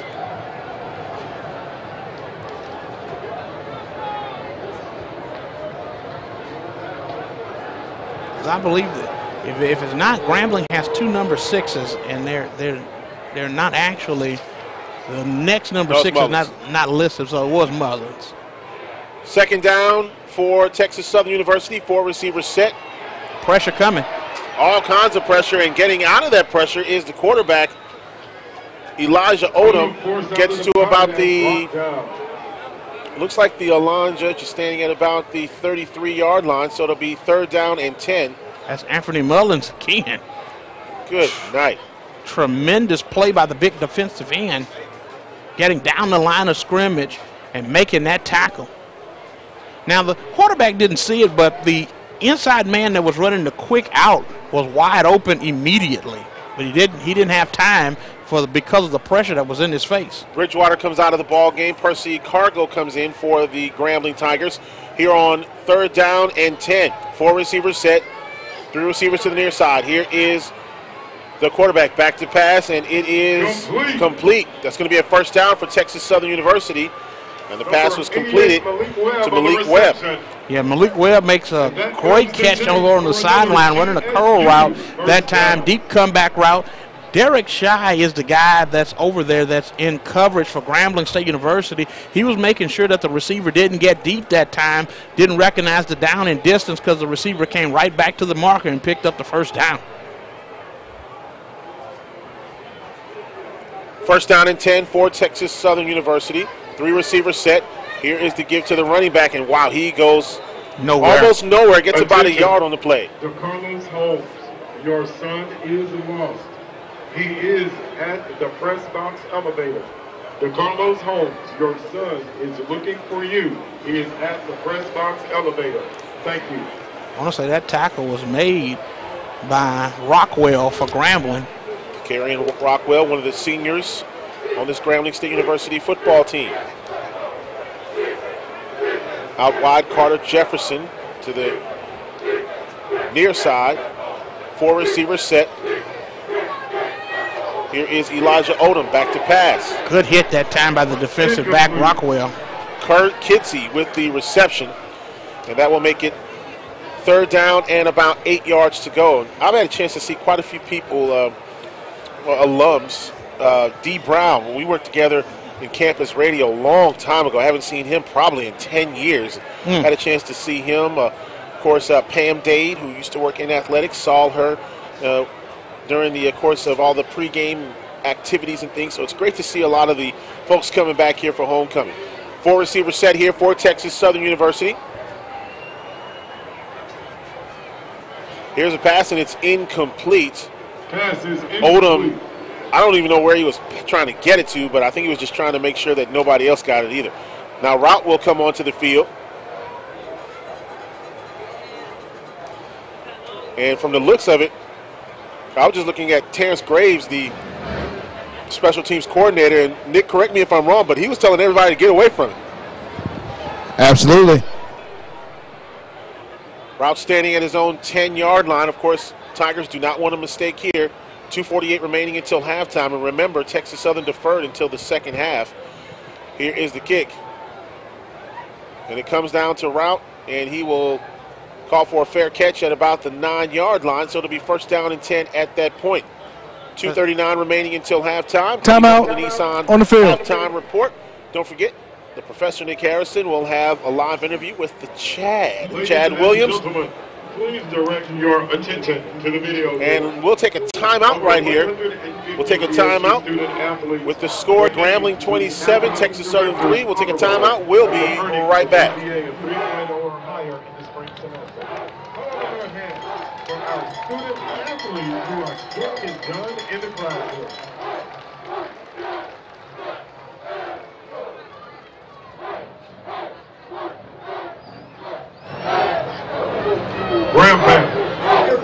a gift to the Bring It Home campaign by texting GRAM to 50155 will be entered into a drawing to win an exclusive Bayou Classic package giveaway that includes 2 game day tickets, 2 Battle of the Bands tickets, and hotel accommodations for 2 in New Orleans, Louisiana. The winner will be announced in the 4th quarter. Special thanks to the New Orleans Convention Company Incorporated for sponsoring this great opportunity.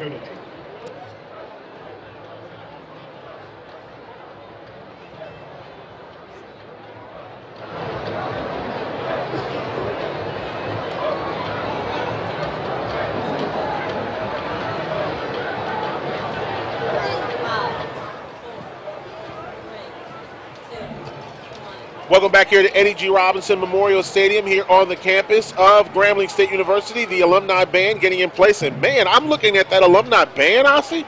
That's probably one of the larger alumni bands that I've seen in a while. Well, it's like 8,000 dancers. Oh, yeah, there's plenty of orchesis. Yeah, that are here as well. Oh, so yeah. You got a lot of pieces, Santoria, to this puzzle that make up a great homecoming. And you're right, one of the bigger alumni bands that I've seen in quite some time here at Grambling State University. And I think Nick already alluded to it, the fact that they're here practicing as hard as the world fame.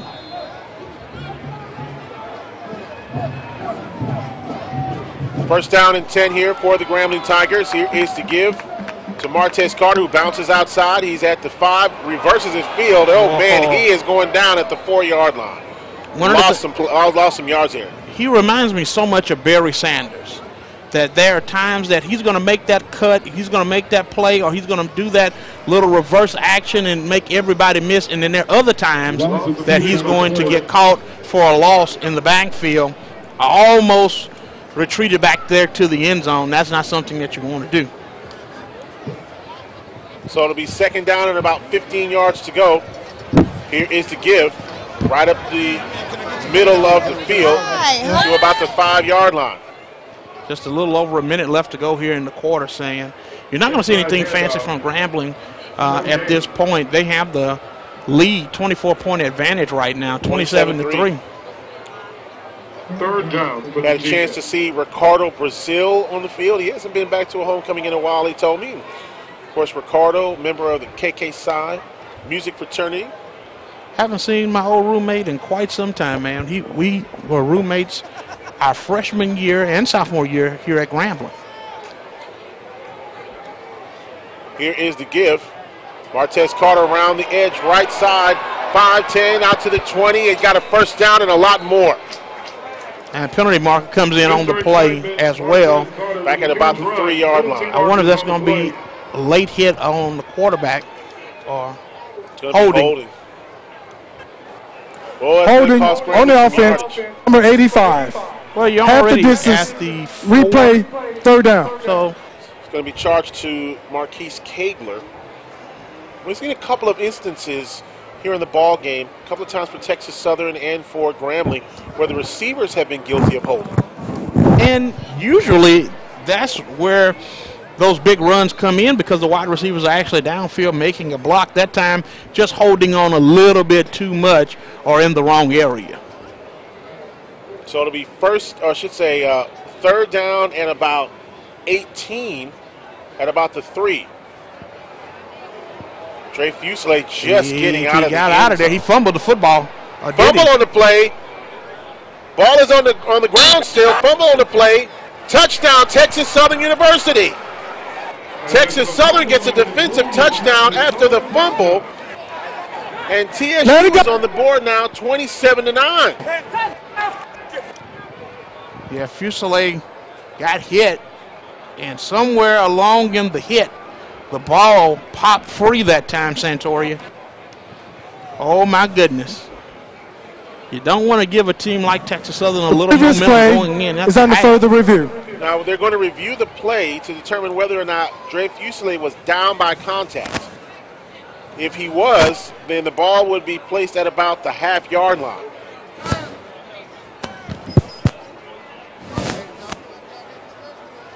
First of all, you hope if you're Grambling, he got out of the end zone. And then, 2, that he did not fumble the football whatsoever.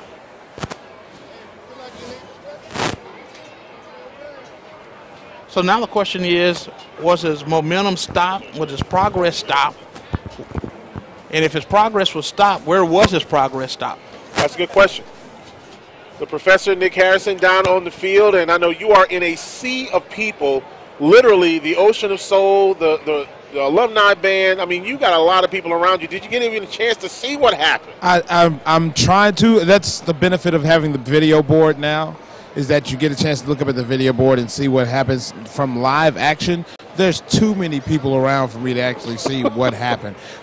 You got the team, you got the president and his entourage, you got the Ocean of Soul, you got the alumni band, you have the alumni orchesis, which there seems to be 2,000 of them behind the alumni band. You have just former players, former coaches, just alumni all littered around the sideline. It was very difficult for me to see exactly what happened in live time on the field. But from what I can see, that's a fumble, and that's going to be a touchdown for Texas Southern. And you should, let's see if we can get a couple of more interviews there down on the field at halftime. You and Wilshawn, I know you'll have Chad. Yeah, I'm going to try to pull in as many people as I can. I'm right next to Chad Williams right now. He's taking a picture with the president, Richard Gallo, and I hope to get the president as well. The ruling on the field stands touchdown, Texas Southern. You got Go DJ Twins down here, Jonathan Williams, John Q, former quarterback for Grambling State University. You got Alfred Payton, one of the Grambling greats here on the sideline. So many people to choose from. It's going to be like, who do I want to interview and who do I have time to interview? With Grambling halftimes during homecoming, I may have time to interview the entire sideline. So we'll just find out. Extra point try is up, and it is good. With the score, the Grambling Tigers now on top, 27-10. 7 seconds remaining in the first half. Your score. Grambling and we'll keep it right here. Texas Southern University 10. Well, I tell you what, if you're Coach Michael Haywood for Texas Southern University, you're pleased with the way your defense stood up right there when you needed them to. Penalty helped this situation, Santoria, and that's something that the Grambling Tigers have had a problem with all year long, is the penalties. They just can't seem to get away from that penalty bug. Well, it's cost them a touchdown there. They came into the game with 82 penalties, I think a little over 1,050-something yards worth of penalties, 105 a game. Yeah, 105 yards a game. Top two teams in the conference are also the most penalized teams, Grambling and Alcorn. Yep. Meanwhile, Texas Southern, third least penalized team. They're only averaging about 84 yards a game, I think, in penalties. I'm sorry, it's 44 yards a game in penalties. That's really their least penalized team in the conference. They're going to set up for the proverbial onside kick.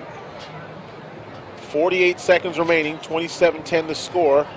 Grambling on top on what is a brisk fall Saturday here in North Louisiana. Here's the kick. I wouldn't have kicked it down the field. To about the 7-yard line, 10, 15, out to the 20. Martez Carter gets to about the 35-yard line. He nearly broke one loose. Yeah, I didn't understand that. He had it set up on the hash like he wanted to kick it down the hash and out of bounds. He kicked the ball right to the most dangerous man on the field. 35-yard line where the G-men will take over first down and 10. And the Tigers practice this kind of situation every week in practice, so they have plenty of time on the clock to try to go out there and at least score a field goal, if not a touchdown. By the way, just got word from Chad Williams. He will not be able to come on at the beginning of the halftime. He's going to do it during the third quarter, but we've got Jonathan Williams lined up in his place at the beginning of halftime for the halftime interviews. And the Tigers will just kneel on the football, and they will go to the halftime locker room up 27-10. And I don't think they'll have to take another snap here.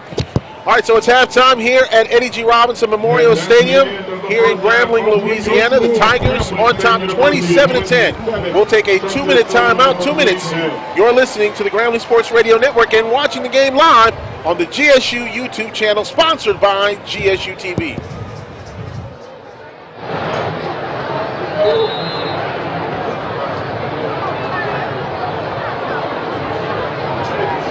Jonathan Williams is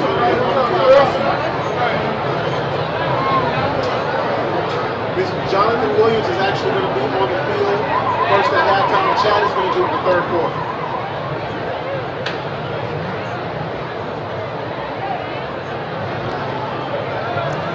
End of the first half. Yep.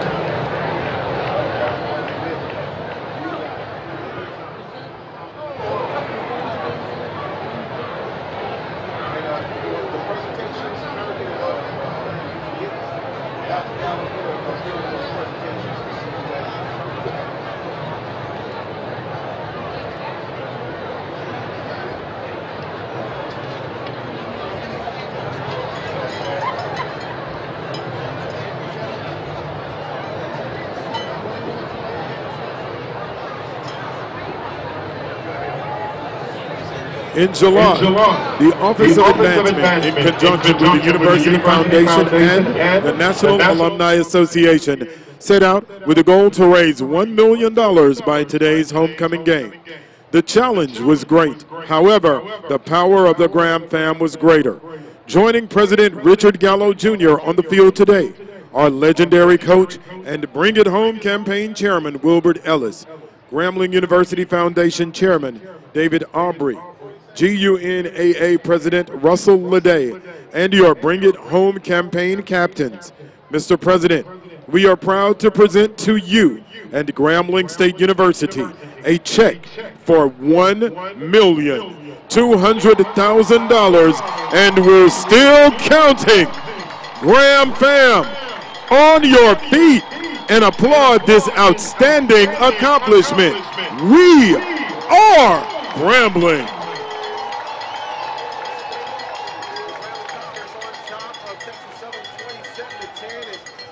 About an amazing presentation here at halftime in just a second, but first of all, let's go down on the field to the professor, Nick Harrison. Thank you, Sam. I'm down here with what I consider to be a Grambling great, one of our former quarterbacks and a man who has given back to the team and has been back with the team a couple of times this season, Jonathan Williams. John Q joins us here on halftime.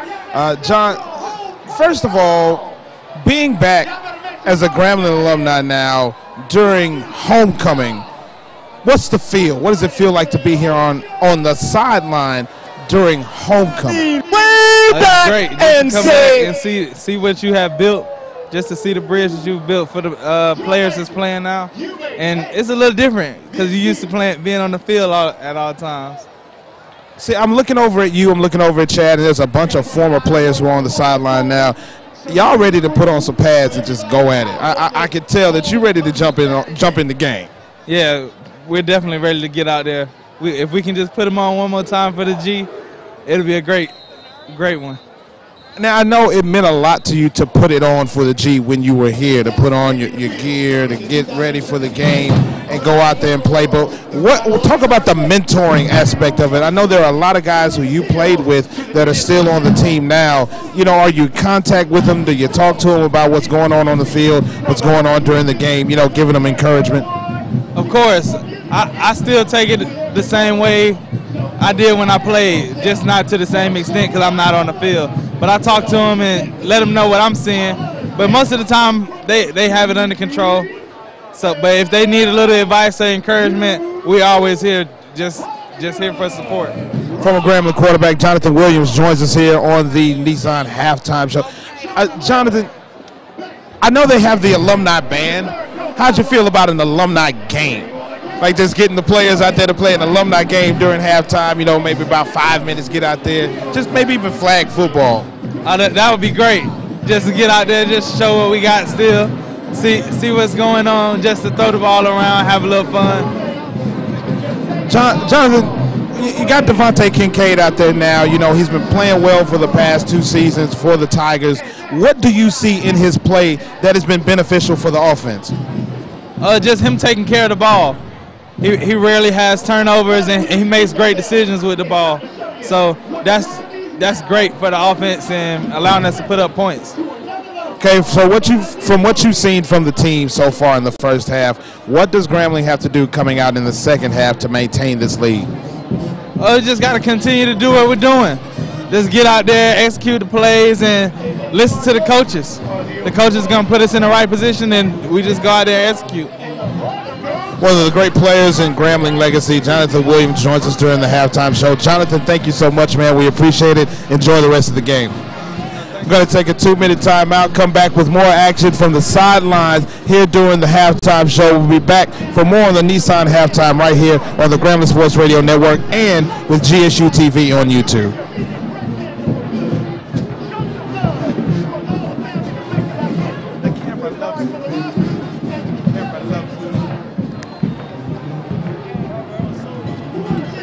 I'm about to get somebody else. Just so y'all know, I'm about to get somebody else. So you better stay with me.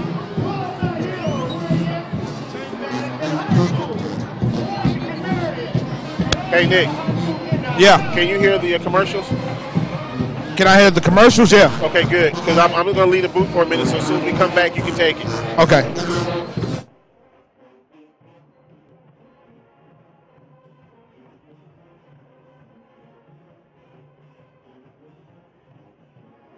Was everybody good?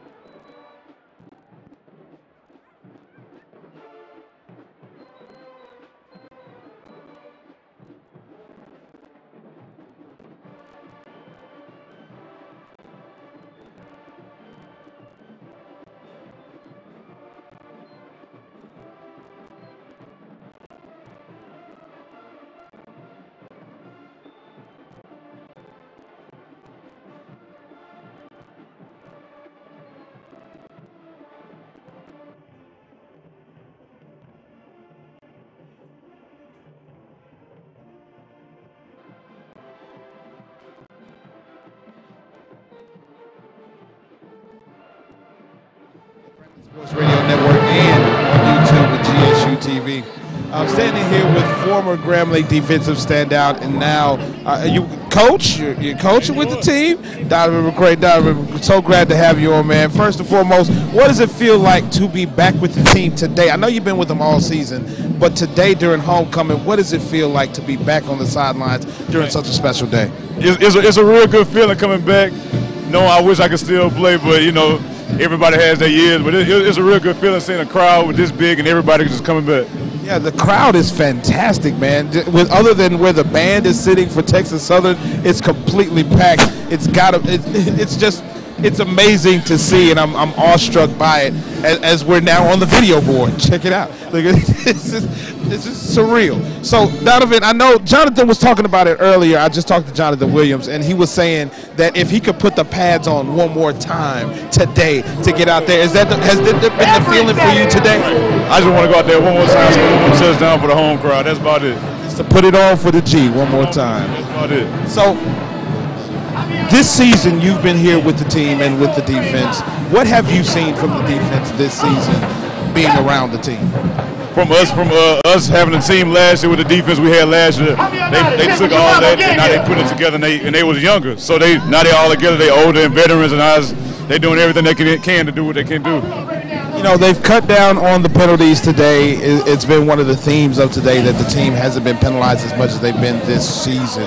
You know, what kind of effect has that had on them this season to be penalized as much as they have, and what have they been doing to alleviate it, try to get away from those mental mistakes? They've been doing a real good thing. They've been just in the film room, in the meeting room, sticking together and everything else. So it's really up to them at the end of the day to finish the job done, get the job done. So I'm trying to start something right now. It's a grassroots campaign to get an alumni game during halftime. You got the alumni band, you got the alumni creases. Let you just come out and get an alumni football game one more time. We could do. I thought they did do alumni football games, but I know we got a couple of old people that really want to go out there and they can't do everything that they could do how they used to do it. But we can do it. I'm really with it. I'm really with that. Donovan McCray joins us here on the halftime show. Donovan, what do you think the G-men need to do during the second half to keep rolling in this game and to keep this 27-10 lead? I mean, they should come out with energy. I believe in them. I know the score, but at the end of the day, the score should be about 50-something to 10, and Texas Southern won't score no more touchdowns. You heard it here first. It should be 50-something to 10 by the end of the game. Let's try to mark that down. Donovan McCray joins us. Donovan, thank you so much, man. We appreciate it. Enjoy the game. Go G-men. So we're going to take another 2-minute timeout, come back with more from halftime here at Homecoming. Trust me, we've got a lot of interviews to get to and a lot of people to talk to, and we want you to join us here on the Grambling Sports Radio Network and with GSU TV on YouTube. We'll be right back.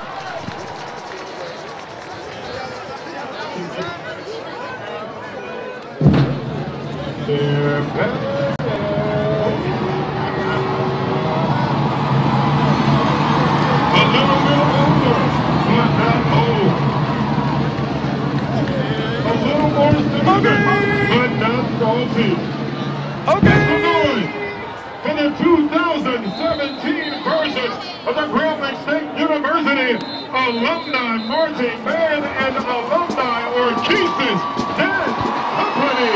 Joe Major. Some of our used to do the captain and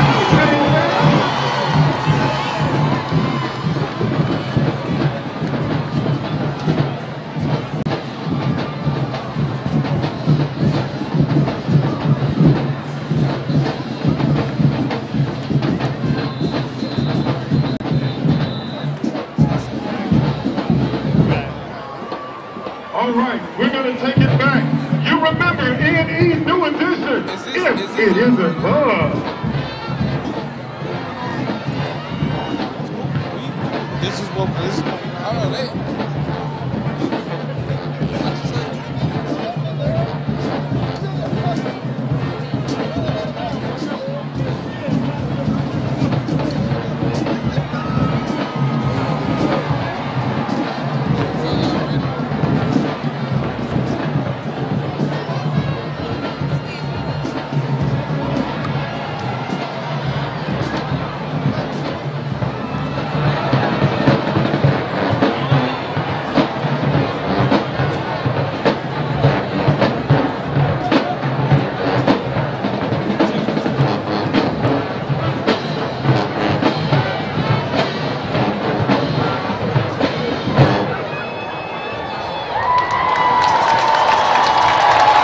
Welcome back to the Nissan Halftime Show on the Grambling Sports Radio Network and on YouTube with GSU TV. I've got Eddie Robinson III, affectionately known as E3, here with me on the sidelines. E3, first of all, homecoming. There's nothing like it, man. How does it feel to be on the sidelines today during GSU's homecoming? Homecoming, you said enough with that word. Everybody comes back from far and wide to dear old Grambling, and as long as the football team takes care of their business, you know it's a big party in Grambling. It's a homecoming.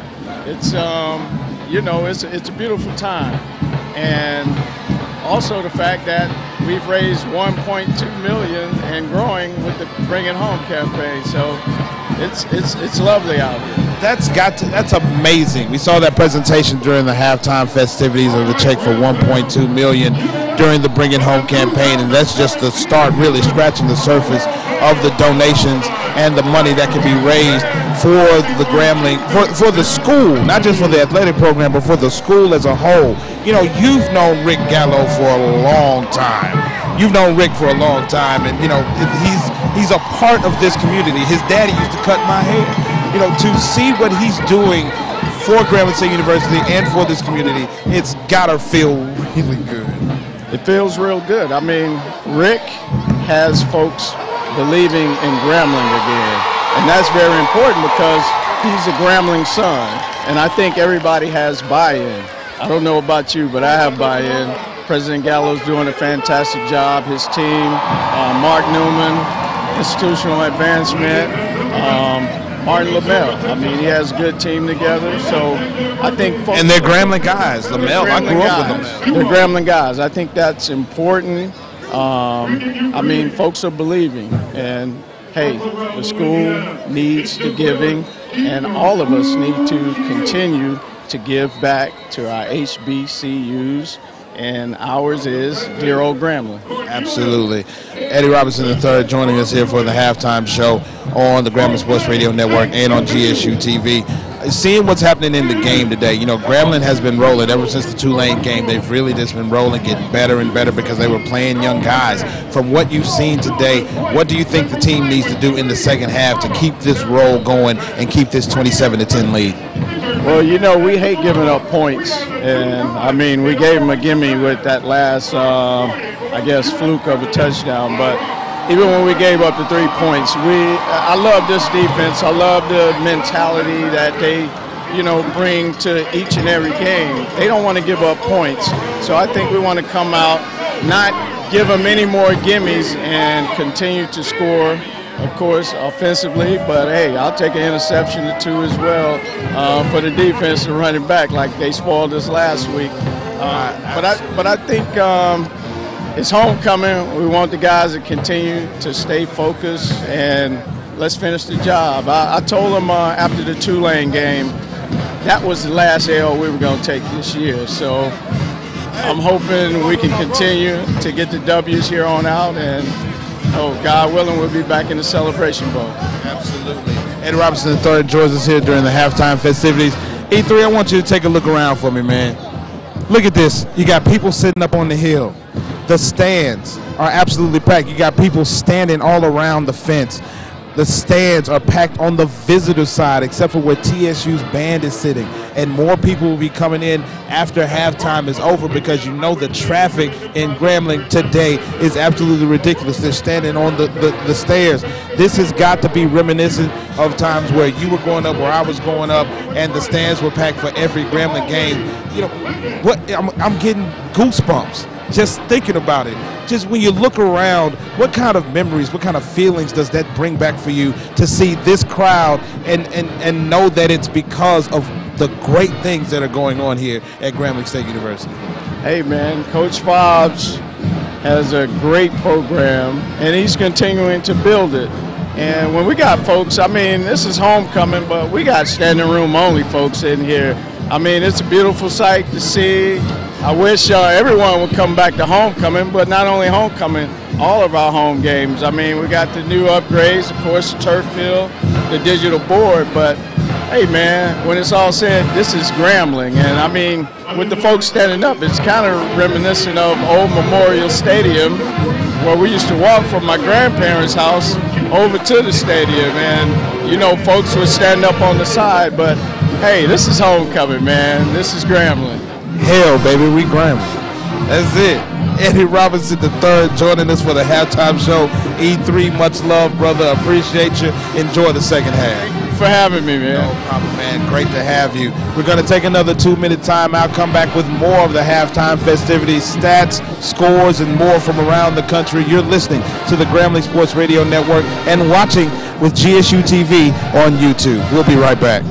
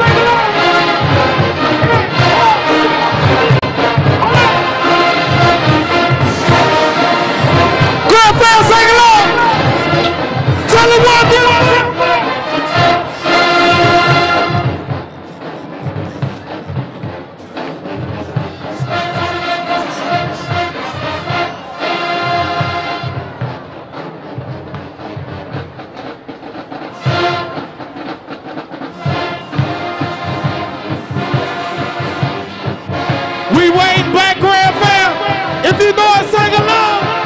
Alumni.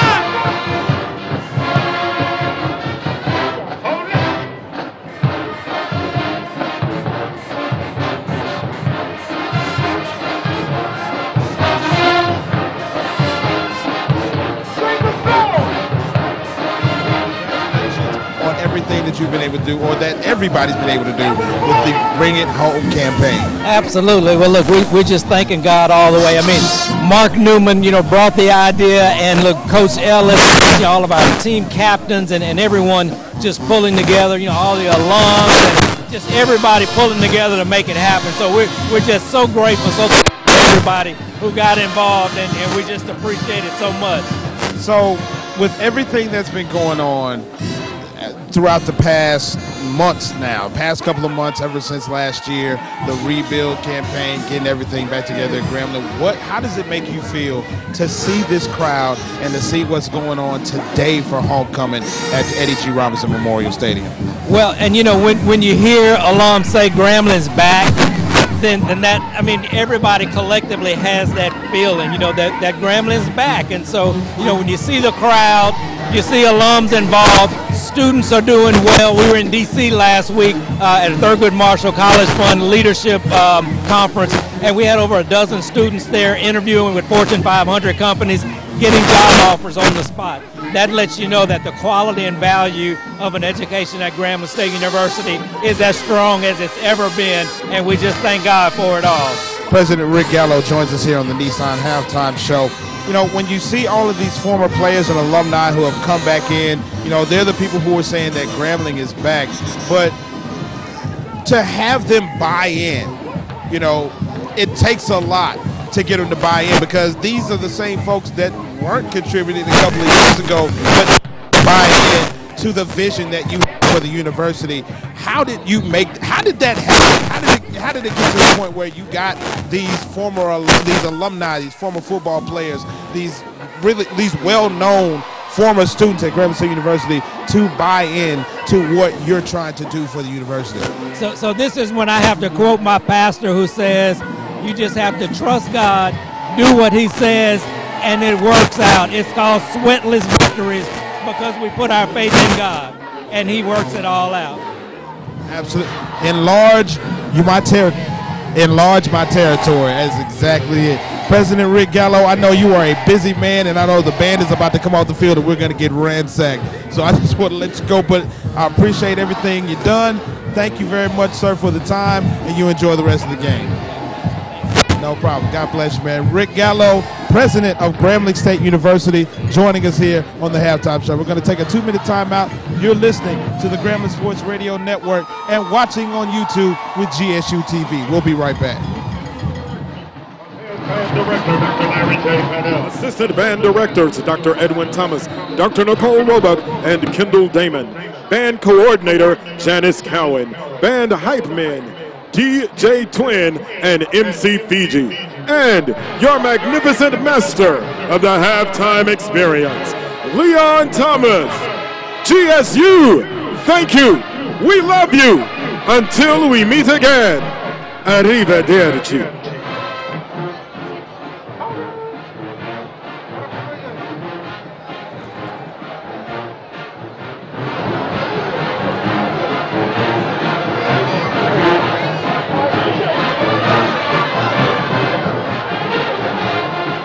Attention, ladies and gentlemen.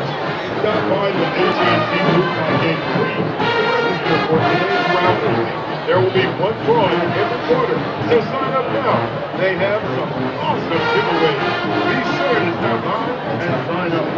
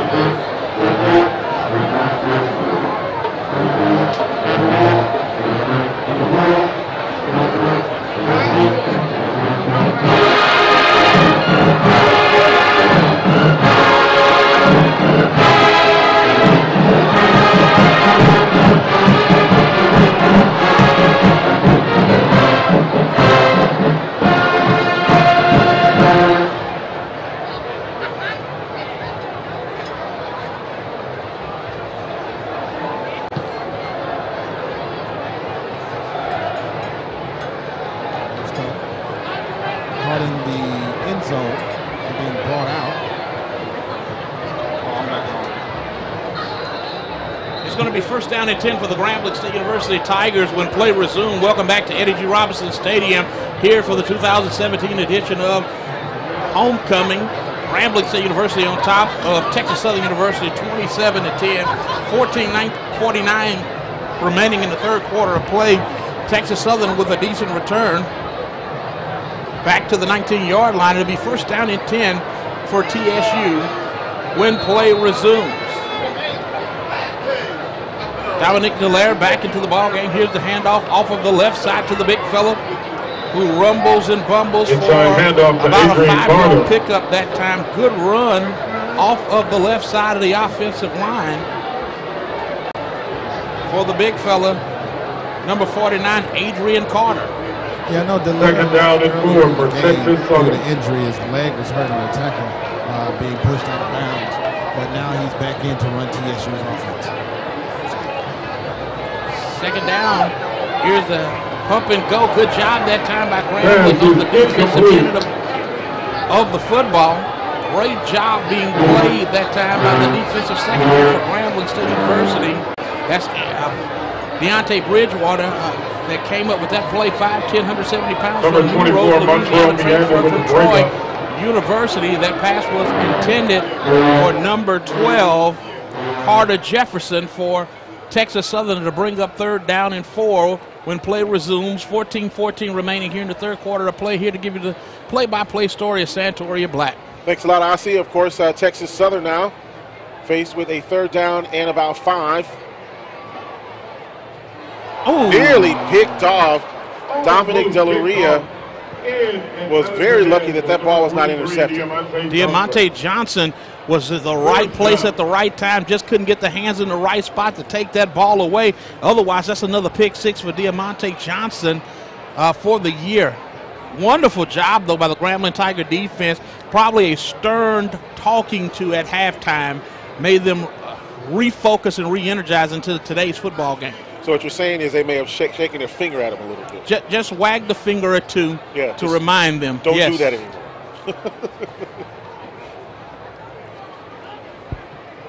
Punting situation here. Malik Rout will get the ball at the 45, still on his feet at the 50, 45, 40, and Grambling will get great field position to start their first offensive possession of the second half. And some of the fans have elected to go and enjoy some of the other activities that are going on in the tailgating area. But I tell you what, it was packed. It's still packed. It's still packed. I don't think too many people are actually leaving. No, they ain't going nowhere. Yeah, I think they're just maneuvering or moving around, as the young people like to say today. Give you a chance to look at the halftime stats. We didn't get a chance to go over them a moment ago, but we'll try to get them to you as soon as we possibly can. First down and 10 for the Grambling Tigers. Single receivers to both sides. Devontae Kincaid back to pass. It's complete. Out to the 35-yard line, 30. And that's going to be complete. Pass is complete to Khalif Salmon. Khalif Salmon on the catch, and it'll be close to a Grambling first down. It is a first down. Tell you what, good job that time. Just a little check down route that time by Khalif Salmon. And he picks up a big first down.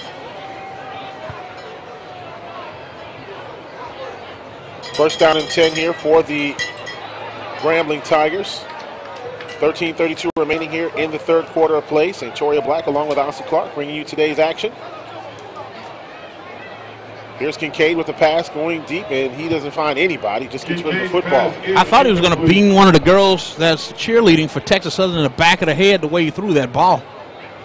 trying to go down the sideline to Salmon, but that was good coverage that time by, I think that's Joshua Murray, number 15 for Texas Southern, did a very good job of not allowing that route to develop.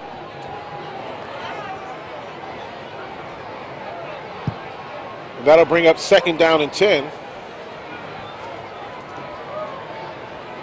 Here is Kincaid back to pass, going down the field, looking, and it is complete. Wow. Oh, they say it's incomplete. Stays out of the end zone. I'm about to say, that's a heck of a catch if he makes it. Well, the intended receiver was number 82, Devontae Davis. Attention. At this time, we would like to ask all the former drum majors to he dropped the ball going out of the end zone. Of the far end zone underneath the Jumbotron for a drum major photo. All former drum majors. Thank you. So going to bring up a 3rd down and 10 for Grambling. Ball's at the Texas Southern 31-yard line. Grambling not shy coming out. They're not being bashful whatsoever here in the second half. Double slot formation. You're seeing press coverage on one side, look like a cover 4 backside, so you got a split coverage concept. Here's Kincaid back to pass, looking to the right. He's got all day to pass, and it's incomplete to Martez Carter. He skipped that one to Martez. All he had to do was just kind of lob it out there. And they're just getting together right now, communicating about the pass, and it'll be 4th down here for the Grambling Tigers. He was going for the home run ball on every one of those passes, Santoria. There was nothing underneath because everybody did bail to take away the deep stuff. But you've got to understand, when everything is taken away, take your safety valve and use that as an option to move those sticks. Marco Orozco on to kick a 48-yard field goal. Longest one I think this year has been 40. But the longest of the season. Here's a kick. That's good. It's got the distance, and it is no good. Just off to the right. So Orozco can't push it through. Good looking kick. It was. It had the distance just a little bit off to the right. No good. And the Tigers come up empty on that possession. 12:56 remaining in timeout third quarter play. We're going to take a 1-minute timeout. 1-minute timeout. You're listening to the Grambling Sports Radio Network and watching this game live on Grambling YouTube. And we take time to listen to really. We're not just drinking you. We treat the whole year. We want to keep you healthy. Because health allows you to live your very best life. But when we here, we're here. We're here. We're going to be here with you no matter what. We're a team. We're your team. We are primary health services, Central Monroe, and Grambling champions in healthcare.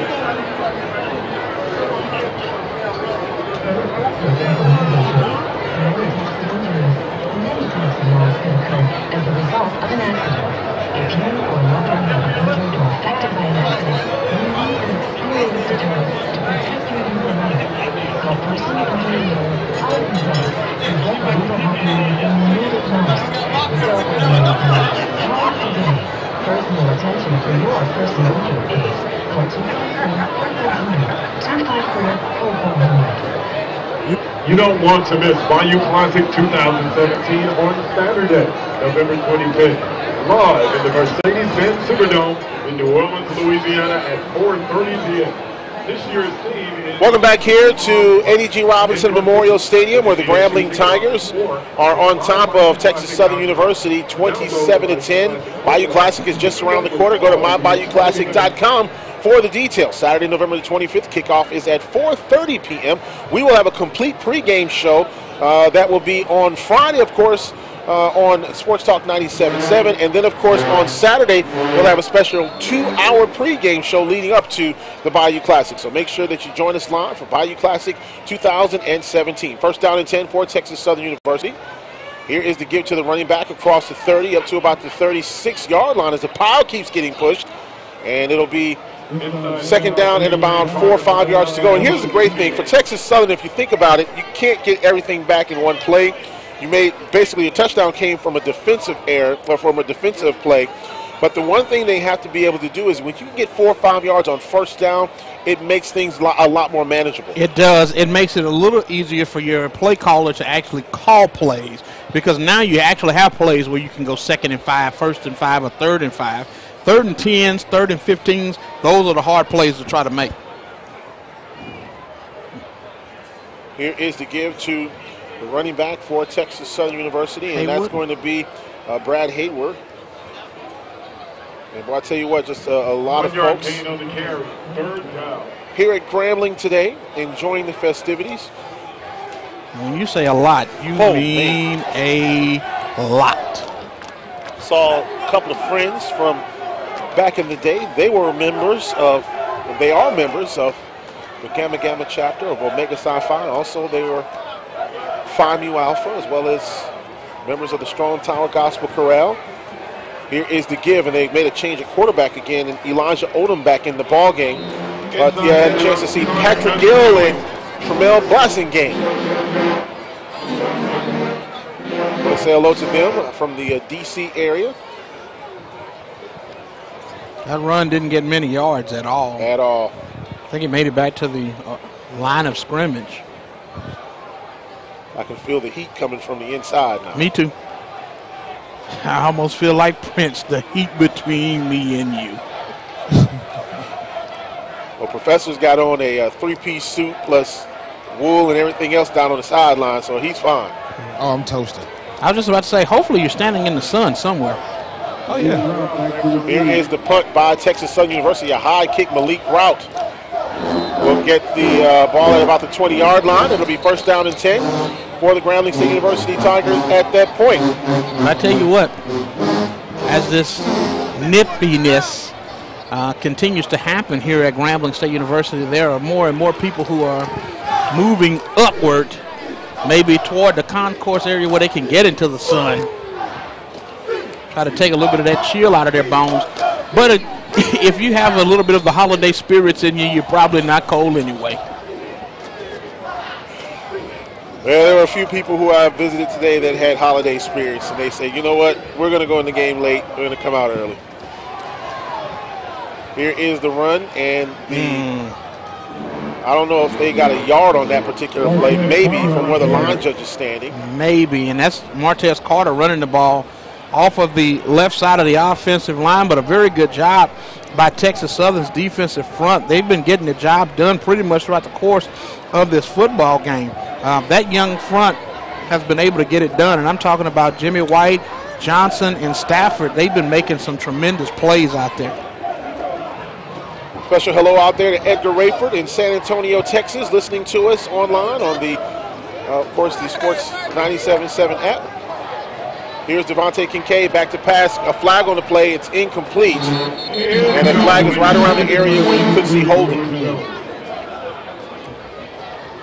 A lot of long routes right now by Grambling. Hands to the face. Defense. 95. 15 yards from the previous spot. Automatic 1st down. A lot of long routes, though, here in the second half of this game, or the third quarter of this game. Something that we didn't see early. We saw a lot of quick routes, quick check down routes, and a lot of run after the catch type of plays.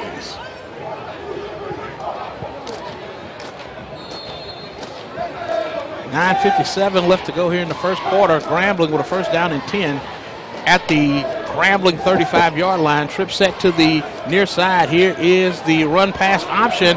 Kincaid is going to be tackled from behind that time. Big hit being put on that time by Texas Southern's number 9 coming out of nowhere, and I believe that's going to be Anthony Johnson, the defensive end, who stepped up and made that play. Well, just as we've been talking about all of the alumni, my fraternity brother, my line brother, Charles Greer, joining us from Bessemer, Alabama. Bessemer, Alabama. Yeah. Glad to see him in attendance today. I've seen quite a few people, Santori, that I haven't seen in quite some time. Man, it's been a month of Sundays and Tuesdays, too. That was a great catch there by Quentin Geis, and there's a flag on the opposite side. What is it going to be? Defensive holding Because it looks like it's at the original line. Oh, it looks like it's going to go against Grambling. Yeah, there is the penalty marker on the field. Ineligible lineman downfield, number 83. And you know, in the game against 5 yards, Alcorn State remain University, second down. that happened on several occasions where they had illegal man downfield or illegal formation against Grambling. And Coach Fobbs said that in the illegal formation type of penalty, usually the officials will give you some type of a warning. And last week, or I should say against Alcorn State last week, no real warning. And so they got about 4 or 5 of those. Wow. Second down and about 22 here for the Grambling Tigers. 27-10, Grambling on top, 9 minutes remaining in the third quarter. Devontae Kincaid back to pass. Now he'll scramble to his right, looking down the field, and it is, nice catch, but it's going to be incomplete. Quentin Geis, man, got his hands on the football, but it's incomplete. Geis, along with one of the other Texas Southern players, kind of exchanging pleasantries there. It's number 54, Julian Marcantel, the linebacker from Sulphur, Louisiana, went to Hamilton Christian Academy. I know a little something about Hamilton Christian Academy. A little bit, not a bad school. Not a bad school. Good 1A program down there in the Lake Charles area. Sulphur, Louisiana, of course, home to the LHSAA softball, state softball championship every year. I believe baseball is down there. Baseball's down there now, as of last year. Then Damian Brooks was in motion. Here's Quentin Geis on a little slip screen. Geis across the 35, gets to about the 41-yard line. They'll call him down, I should say about the 38-yard line. He is short of a first down. Yeah, good play call, though, by the Grambling State University Tigers. Running a little screen, knowing that the pressure is coming, slipped it under the Geis. Geis was able to make a really good catch and then a decent run, but then he was tackled from behind by one of the Texas Southern Tigers, who hustled to make that tackle.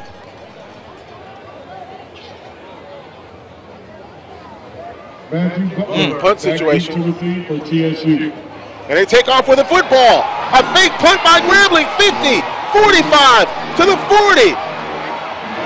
And a first down for the Grambling State University Tigers. A great fake on the punt by number 33, Miguel Mendez. I tell you what, Mendez fooled everybody because the snap was just a little high, but everybody bailed for Texas Southern. And all he had to do was decide that he was going to go down the field that time. Good job by Mendez. Made a little fake, made a guy miss, and then showed you that he had a little bit of swiftiness, a little shift in the hips that time. Mendez gets all the way down the field and gets Grambling in the Texas Southern territory. And we're seeing a lot of alumni shirts that display the dormitory that they were in when they were in college. Here is Devontae Kincaid going down the field looking for an open man. Incomplete, but a great try there by Devontae Kincaid. If I got one of those T-shirts, it would say Mama's House on it. and not to be confused with the television show. No, no, not at all. Kegler was the intended receiver. Ineligible lineman downfield, number 75. Ineligible blocker downfield. 5 yards from the previous spot. Another penalty like that. Replay first down. And a replay first down. If I got a shirt, mine would say Drew Hall, 5th floor. With 4 fingers. Yep. With 4 fingers, not So 5. you were Brub Man back when you were in school. As they said, Drew Hall, 5th wall. From the 5th floor. Just looking for some sandwiches. Here is Martez Carter across the 40 to the 35 to about the 32-yard line. I always wonder when they run that quick screen like that, nobody's really ever been able to get a hand on that. Like one of the defensive ends, that was pretty close to one of the defensive ends coming away with it, but that was a good job by Martez Carter. Good catch, good run. Here's Devontae Kincaid. Oh, Martez Carter couldn't get the football. It was thrown a little bit low, and once again, one of the Texas Southern players trying to mix it up with one of the Grambling players, and the line judge just comes in there and says, shake hands and go to your respective corners. That's it. Well, for those alumni who are listening, you can text us at 318-596-9080. Tell us what dorm you stayed in. when you were a student at Grambling. 318-596-9080. Give us your name and where you're from, and we'll mention it on the air. Here is Devontae Kincaid, back to pass. Going deep, trying to find an open receiver, and it's going to be incomplete. I'm not sure who he was going to that time. It wasn't close to any wide receiver. No.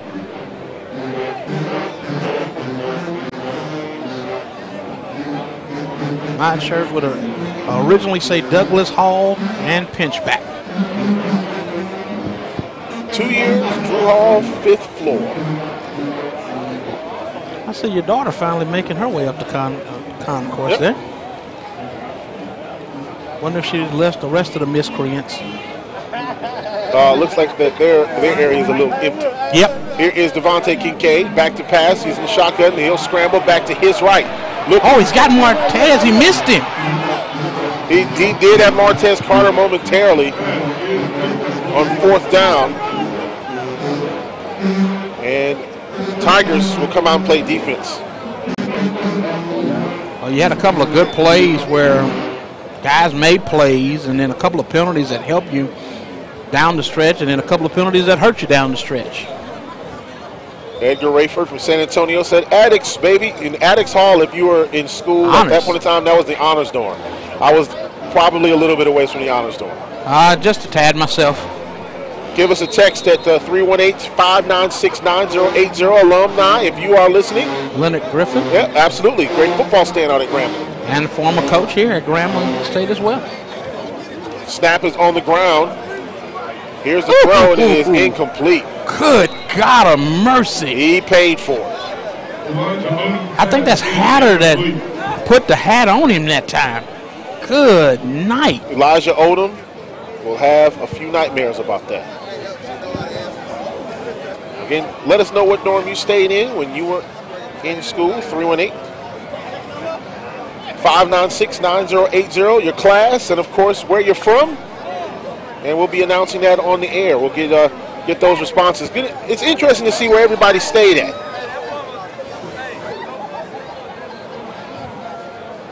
And of course, if you were Nick, it was Mama's house. Indeed, sir.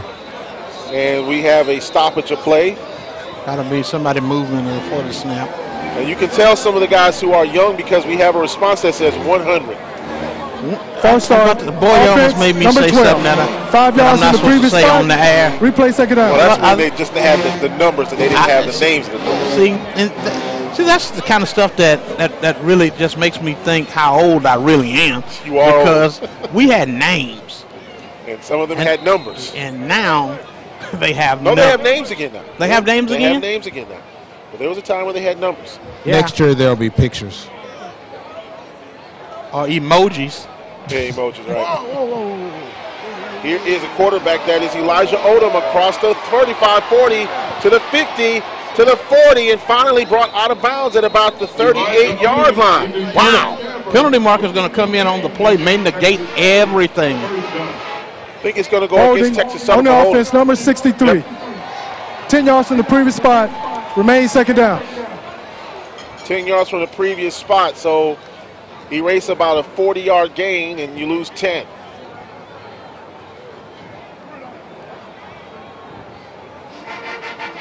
For the mathematical people, that's, what is that, negative and positive integers? Exactly. Professor's better at math than I am. Not really.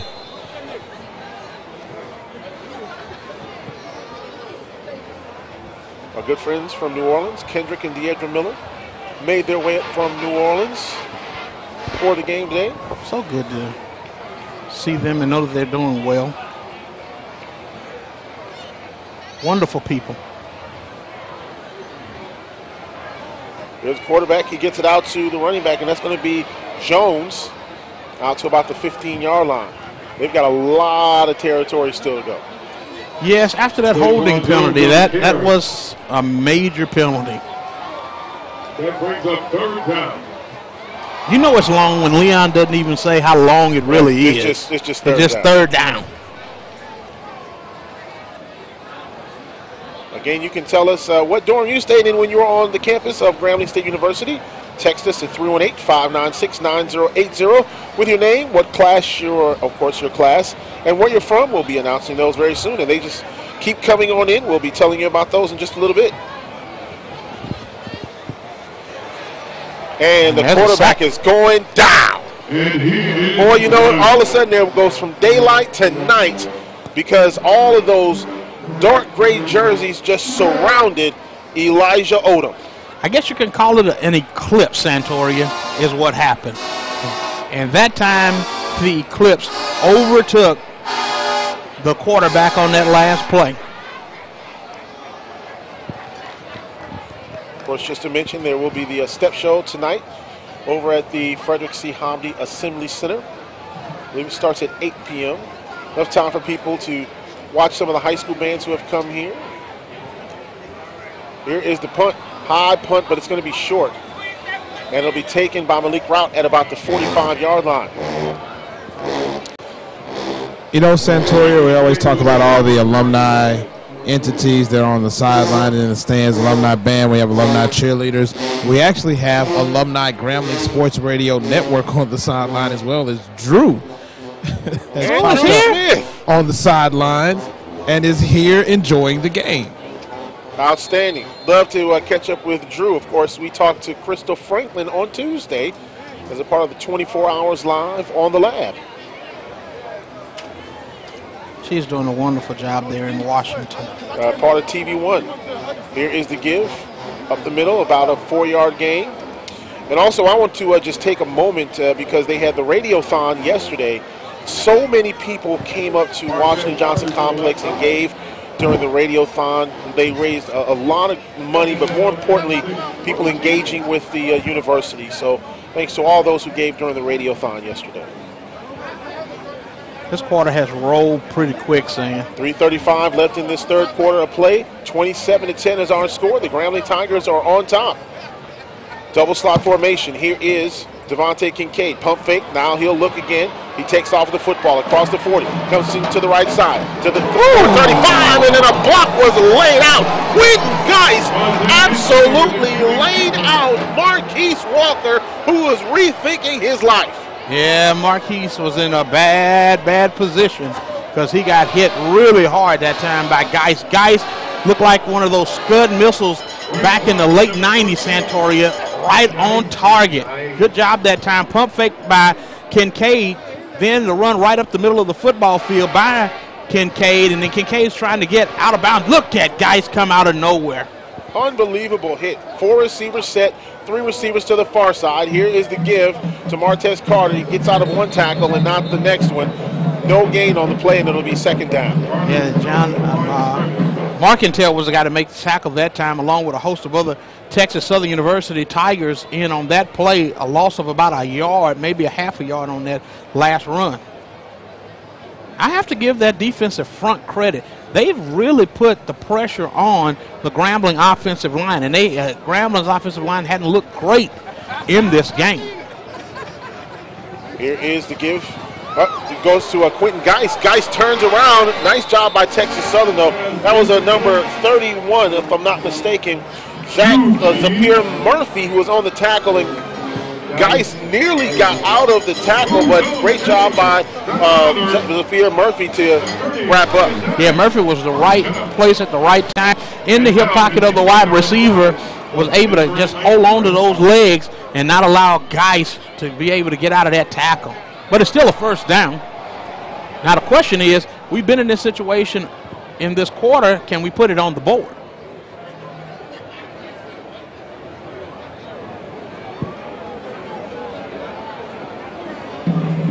Another play fake, touchdown. Touchdown, wide open in the middle of the field. No one was even around Lindamian Brooks. I mean, when I say wide open, Santoria, there was no defender at all on Brooks. And I don't that's going to be Devon Lindsay. Devon Lindsay, excuse me. Wow, I mean, he was wide open. I'm talking about Moses couldn't have parted the Red Sea any wider than that. I'll tell you what, 6 on the board for the Tigers, 33-10 the score. Marco Roscoe on to kick the extra point. The snap, the hold, the kick is good. 33-10 the score. We'll take this 1 minute timeout. 1 minute timeout. We'll be right back. Timeout on the field. With 1 minute and 38 seconds remaining in the third quarter, your score, Grambling State University 34, Texas University 10.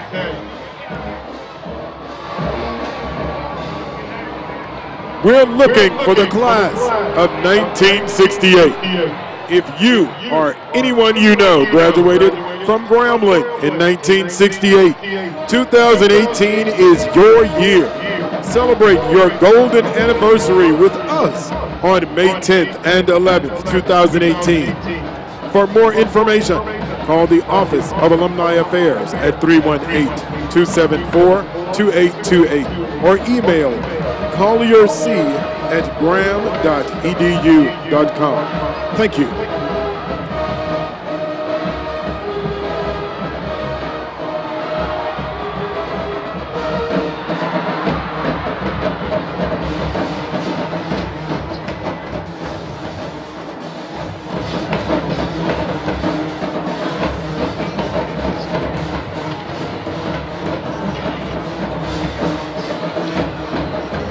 Welcome back to Eddie G. Robinson Memorial Stadium here on the campus of Grambling State University. Santoria Black had to step away. I'm Ossie Clark along with the Professor Nick Harrison down on the sideline. Grambling just went up on the board one more time. 34-10 is our score with 1 minute and 38 seconds. We were talking just momentarily about different dorms and people living in different dorms. My good friend Reverend Greg Alford, who's living down in the Lafayette area, said that he lived in Pinchback on the 6th floor and he had to take the stairs because the elevator probably wasn't working at that particular time. And I think all of us kind of ought to have a story, Nick, where we can honestly say that we've had to make that trade at some point, whether it was in Adams Hall or one of the other buildings where you didn't want to take the stairs, but you had to take the stairs anyway. Yeah, I'm kind of telling on my stuff, but usually if I had to take the stairs in a dormitory on Grambling campus, it was at Wheatley. That's another story for another time. For a much different time. Yes, sir. We don't work blue on the Grambling Sports Radio Network. We just don't. 1:38 remaining here in the third quarter of play. Santoria Black has rejoined us after going to get some diabetic essentials. Well, trying to get an interview as well, and it's going to be a while before we get that because the court is now in the president's box, and so one of the individuals I need to get, which is Quentin Thomas, who's the general manager of the Bayou Classic, is still a little tied up, so we're going to try to get him in just a little bit. And remember, we still have Chad Williams lined up for this game. We've got a great response to our question, what dorm room did you stay in when you were on the campus of Grambling State University? And we've got a lot of them. We're going to try to get to them as many as we can because there are quite a few of them.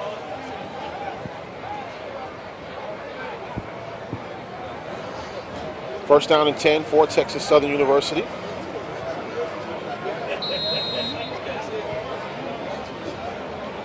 Some people want to know, can we leave a voicemail? And yes, you can. You can leave a voicemail. Here is the quarterback. That is going to be a number 10, Elijah Odom. And it's complete. Going to be a first down. Yeah, that's a good pass. I believe that's to the tight end, Mario Smalls. Good job, good pass. He was hit at the end of that play as well. Absolutely. I thought it was going to be enough to take just a little bit off of the trajectory of the pass, but it didn't. It'll be first down and 10.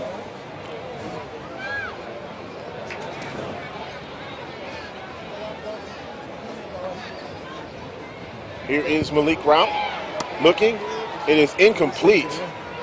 That was De'Aaron Christmas defending that pass. Christmas did a really good job of getting there, too. Making sure that he was in the right place at the right time, but the pressure right in the face of the quarterback that time. Odom didn't have much time to go anywhere. He was waiting for that mesh route or that crossing pattern to come that never really developed quite like he wanted it to. Hey, if you're watching this football game on the YouTube channel, it's presented by the students and, of course, the staff of GSU TV, led by Alan Blakeney, of course. 56 seconds remaining in the third quarter. Here is Elijah Odom, complete pass. That's going out to a receiver on the far side, and that's going to be Malik Webb. Penalty marking on the play is going to be holding against Texas Southern. Holding on number 63, offense. 10 yards from the previous spot. Remains second down. Mrs. B, and all of these great students who helped put on this production live from here at Eddie G. Robinson Memorial Stadium, and it's all a part of GSU TV, so part of the mass communication department. And then, of course, you're texting us right here on the lab text lines. No, you can't pull it. Online station. You can go to the lab.radio12345.com. Listen to great music Monday through Friday, Mile in the Morning, of course, Chalk Talk. You've got all kinds of great shows, so make sure that you listen to the lab.radio12345.com. And as a matter of fact, we'll make an announcement about that coming up in just a little bit. And then, of course, you got the Grambling Night, which has been a mainstay of the mass communication department. New issue is out right now around campus, so if you are around campus, make sure that you pick up the new issue of the Grambling Night. And of course, you've got 91.5 KGRM at Grambling State University, who hosted the Radiothon yesterday. And Elijah fumbles the football, and they say he's down. Elijah Odom is down. Ruling on the field, the runner was down. That was Mullins. Anthony Mullins, who actually would have caused that fumble, makes a big play right there for the Grambling State University Tigers on the defensive end. Again, the quarterback, Odom, thought he had somewhere to go that time. He's been able to run throughout the course of this game. But a good job by Mullins. I think they're just going to let this one dial out. 6 seconds left. Alicia Williams in attendance here, of course, works in the governor's office. That's the end of the third quarter. 34-10 is the score. The Grambling Tigers on top of Texas Southern University. We'll take this 1 minute timeout. 1 minute timeout. We'll be right back.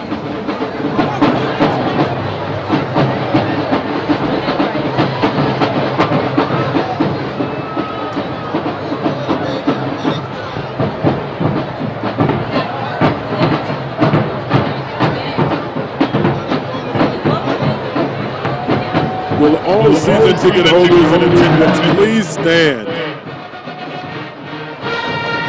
The Grambling State Department of Athletics would like to thank you for your continued support. Your commitment helps us to join with the university in transforming lives and inspiring greatness. Contact the GSU ticket office or visit www.gsutigers.com for more information on becoming a season ticket holder.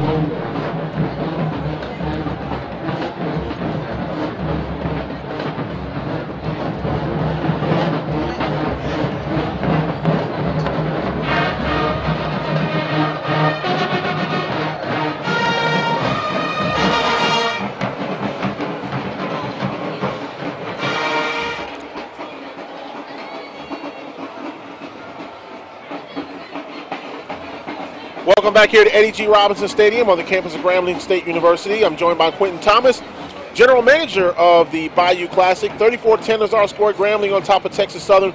15 minutes, that means it's the fourth quarter. Quentin, how you doing, man? How you doing, Satori? Thanks for being here. Absolutely. Bayou Classic is just around the corner, and I mean it's just around the corner.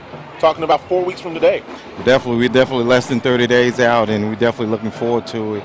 The excitement has really grown, and being here today, just seeing the excitement here at Grambling for homecoming, it's just awesome to see all of this come on down to New Orleans next month. Absolutely. It is third down and 15 here for Texas Southern University. 4 receivers set. Here is the quarterback that's going to be Elijah Odom back to pass, and it is complete. He gets it out to the wide receiver, number 14, Tracy Johnson Jr., and there's going to be a flag after the play where it could be some extracurricular activity charged to Texas Southern. Well, Quinn, I want to talk about Bayou Classic this year because there are some changes this year. Start time is at 4:30 instead of 4 o'clock this year, and of course the parade is on Saturday.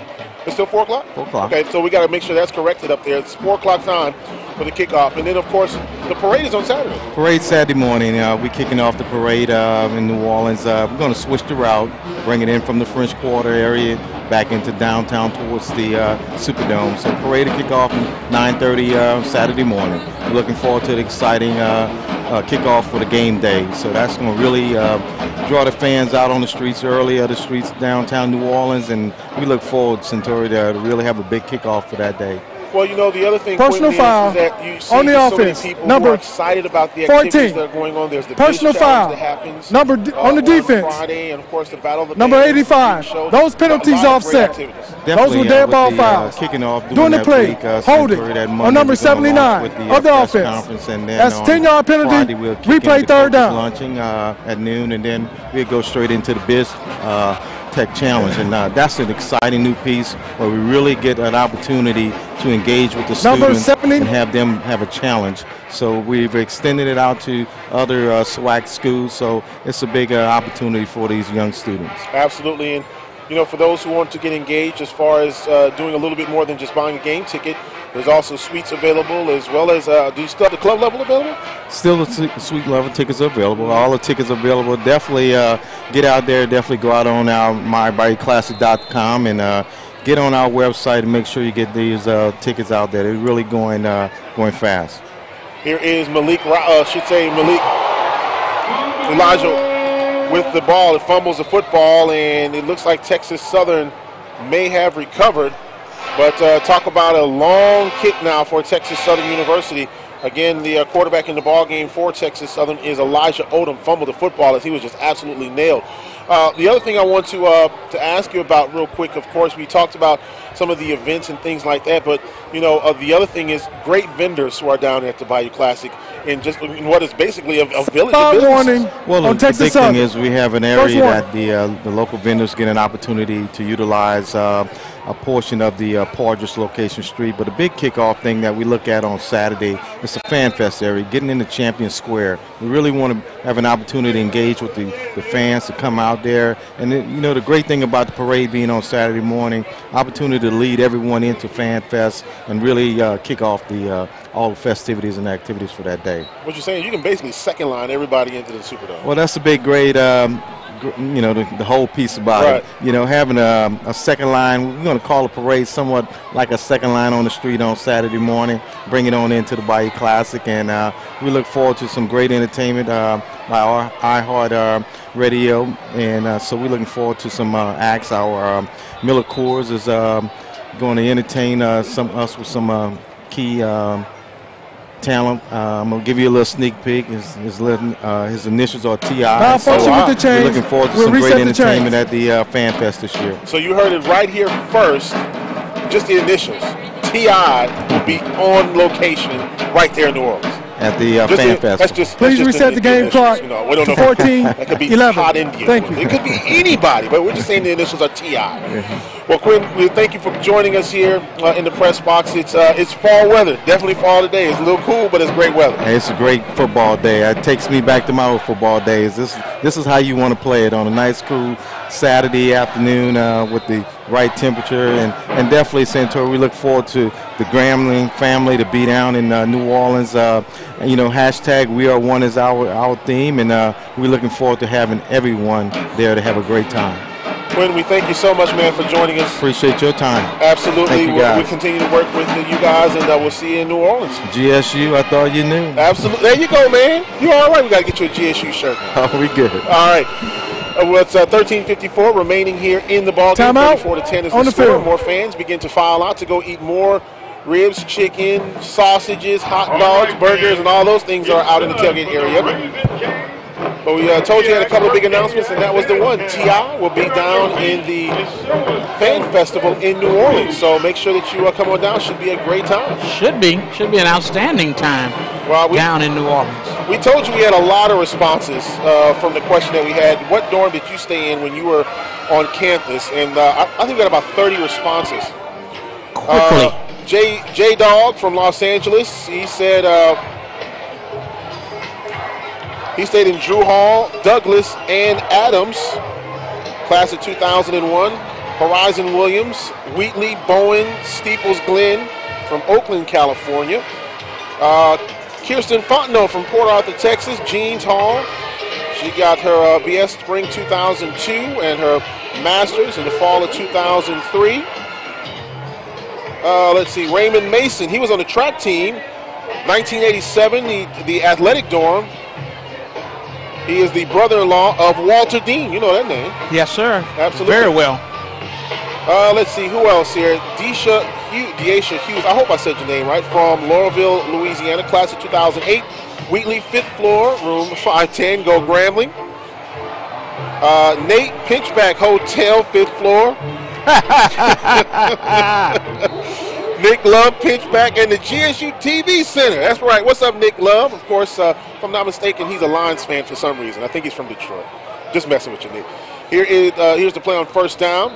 And Martez Carter gets to about the 30-yard line, lost about 4 yards on the play. Let's see. This one doesn't have a name. Class of 2006 stayed in Robinson.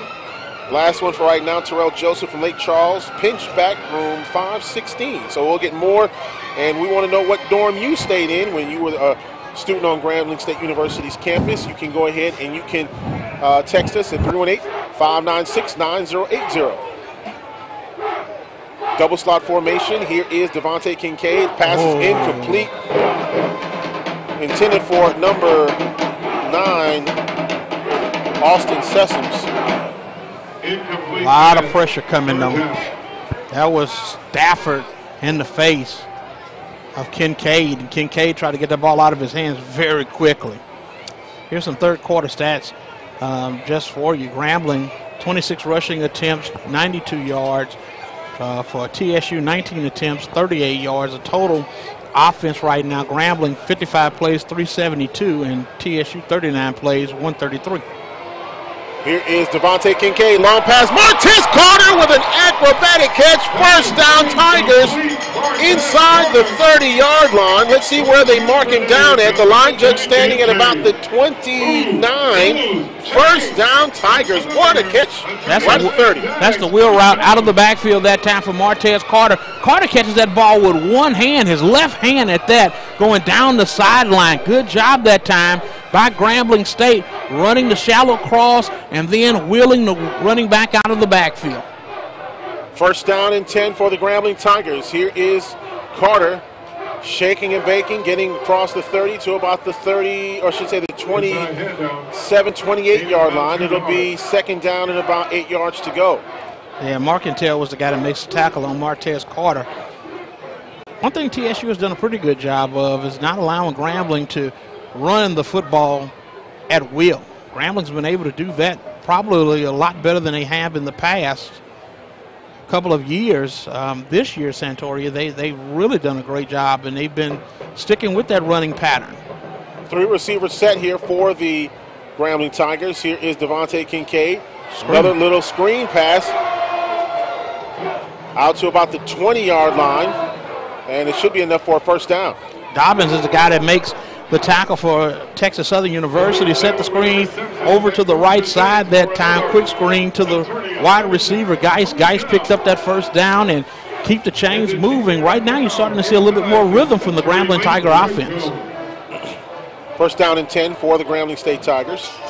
Ball resting at the 20-yard line.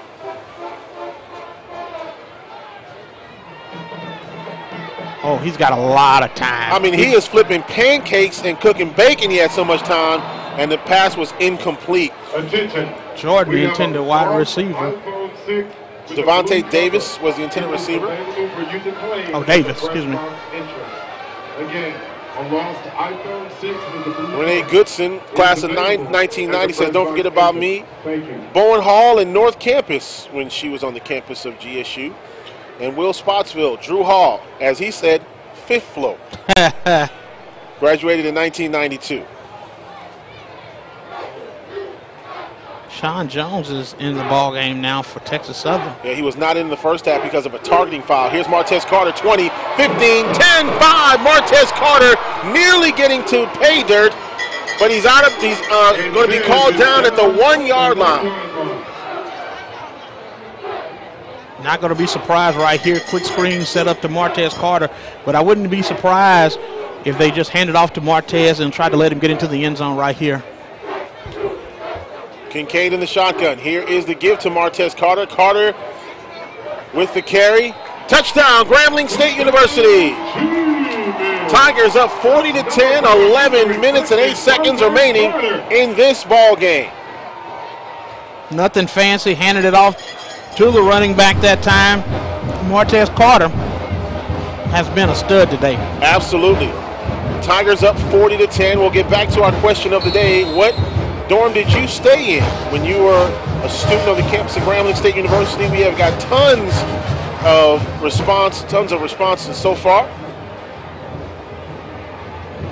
Marco Roscoe with the kick, it's up, it is good. Timeout on the field with the score. The Grambling Tigers 41, Texas Southern 10. We'll take a 1 minute timeout. 1 minute timeout. Grambling 41, Texas Southern 10. 1 minute timeout, we'll be right back. With 11 remaining in the game, your score, Grambling State University 41. Texas Southern University 10. Congratulations goes out to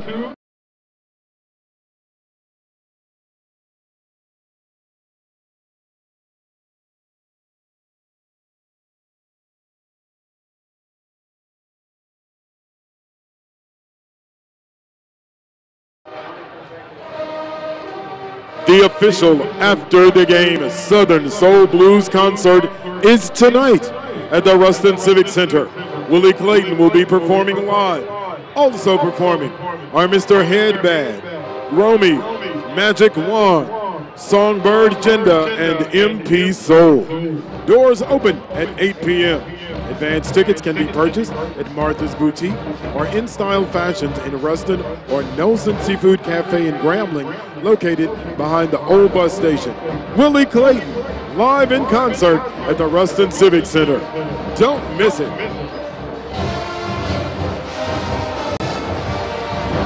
Welcome back to Eddie G. Robinson Memorial Stadium. The Grambling State University Tigers on top of Texas Southern by the score of 41-10. We're going to go back to some of the responses that we got.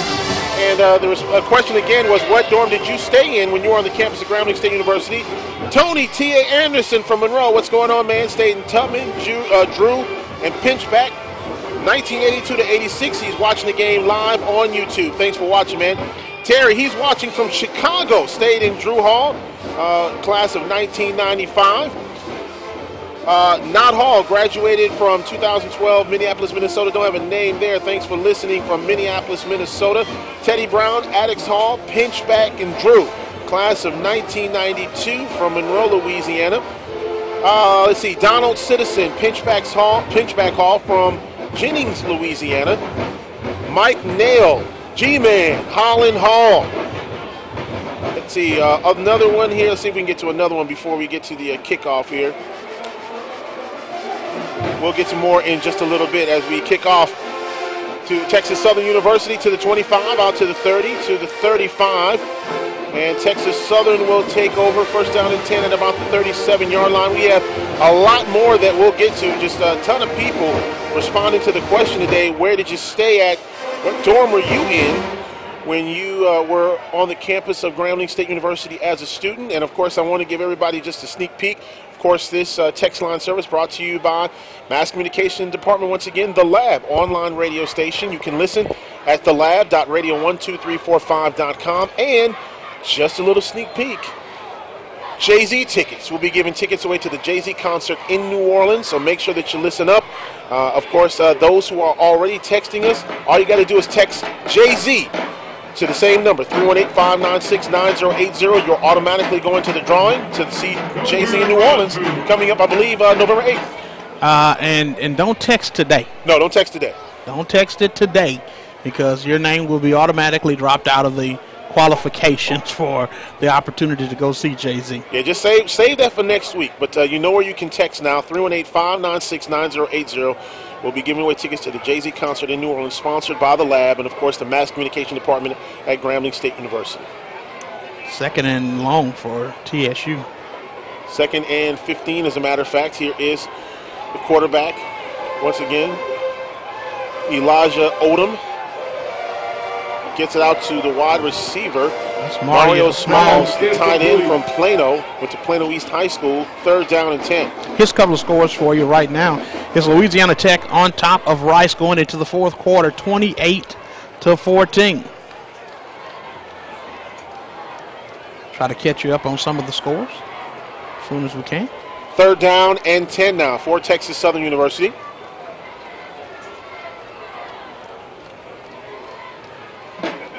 Here's Odom back to pass, looking for the open receiver. Nice catch. Nice catch on the sideline by Malik Webb, the 6'1 sophomore from Skyline High School in Dallas. A couple of more scores for you is Iowa State on top of TCU 14-7 with 11:45 in the 3rd. It is Notre Dame on top of North Carolina State 21-10 at halftime. Washington on top of UCLA by the score of 20-9. It is tied up 10-10 between Michigan State and Northwestern with 6:16 left to go in the 3rd. Penn State on top of Ohio State 28-17, 13:45 left to go in the 3rd. Ooh. We'll go back down the field to Nick Harrison in just a minute. Here is Elijah Odom with the pass, and it's going to be incomplete. And there's a flag on the play and a TSU helmet down on the field. Look at this fella that just walked in behind us. Andrew Smith joining us, former member of the Grambling Sports Radio Network, doing big things in the Dallas area. And we'll check that penalty here in just a second. Offensive. Pass interference number 85. 15 yards from the previous spot. Replay 1st down. Pass interference against Texas Southern? Against Texas Southern. Holding. Just while we have a chance, let me get you a couple of more scores. University of Miami defeated North Carolina today 24-19. Wisconsin beat Illinois 24-10. Oklahoma State beat West Virginia today 50-39. And then there's some other games that are going to take place a little bit later on this afternoon. 41-10 the score. Thank you. 1st down and 10 for Texas Southern. 2nd and 25, I should say. 1st down on the field, 2nd down on the scoreboard. Here is Elijah Odom looking complete. Got it out to Quincy Johnson Jr., and that's going to be a flag on the play. Diamante Johnson with the tackle.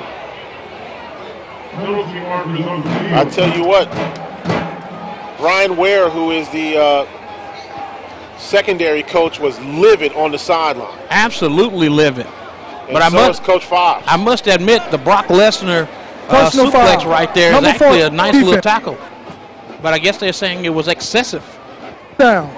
Coach Fobbs was absolutely livid on the sideline, along with Brian Ware. 15 yards for Texas Southern.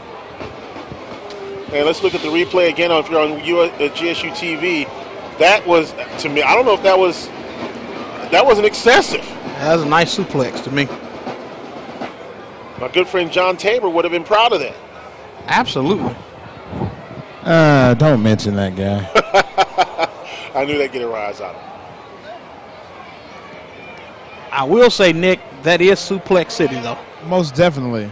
I didn't see where that was excessive, but you know, I'll put it like this. I talked to Coach Todd before the game, and I asked him how the defense would prepare for Texas Southern's offense if there are any concerns, and he said, you know, don't let the record fool you. Yep. They're not a bad team. They've just had that things haven't gone their way this season, but Texas Southern is not a bad team, and they're going to bring the fight to GSU today, and they have played hard all game long.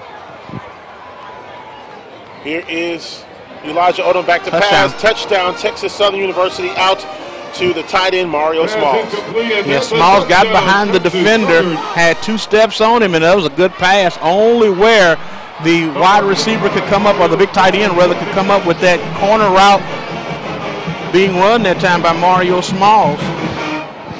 Mario Smalls, his name does not indicate how big he really is. He is a big fella. That's a big dude. It's like when you call somebody that's like 6'5" and 280. Tiny, yeah. Mario Smalls is not a small dude. Extra point try coming up for Texas Southern University.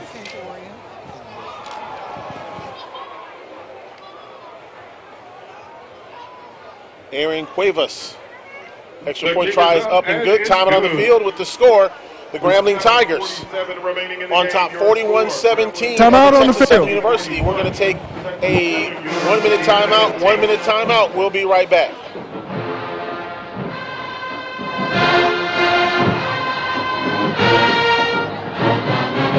Congratulations goes out to Jasmine Martinez.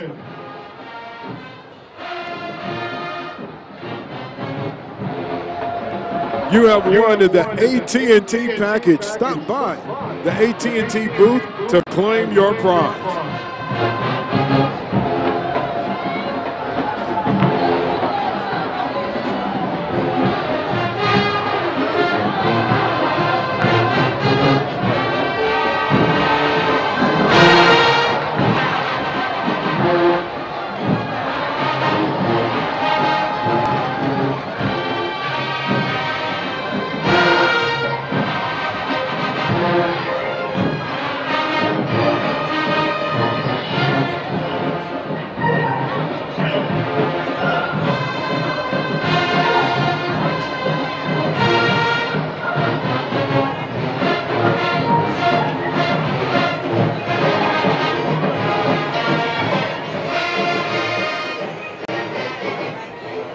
Don't forget, ChooseNissan.com when you're looking for a new car. Nissan, a proud supporter of Grambling State University Athletics. Make sure that you trust Nissan and the Grambling State University Tiger branding together. Nissan, built to excite. 7:47 remaining here in the ball game. Our question of the day has received a lot of response. What dorm room did you stay in when you were on the campus of Grambling State University? Will Campbell from Baton Rouge stayed in Knott Hall. While at Grambling, Regina Jackson from Vicksburg, Mississippi, stayed in Jones Hall. She says all day at Jones Hall. Otis Chisley Sr. lived in Drew Hall, graduated in the spring of 1975, now lives in Monroe, Louisiana. He pledged Omega Psi Phi in the fall of 1974. Captain Caven Barnes, U.S. Army, stationed at Fort Lee in Virginia, class of 2001, a member of the world-famed Tiger Marching Band. Of course, he stayed in Martha Adams' 3rd floor, and of course at the Grambling Hotel, better known as North Campus, stayed out there as well. We'll get back to more of those in just a minute. Shedrick Perkins, Drew Hall, 2nd floor, fall of 1990. I'd like to thank all of you for listening to the broadcast today and watching it live on the Grambling YouTube channel.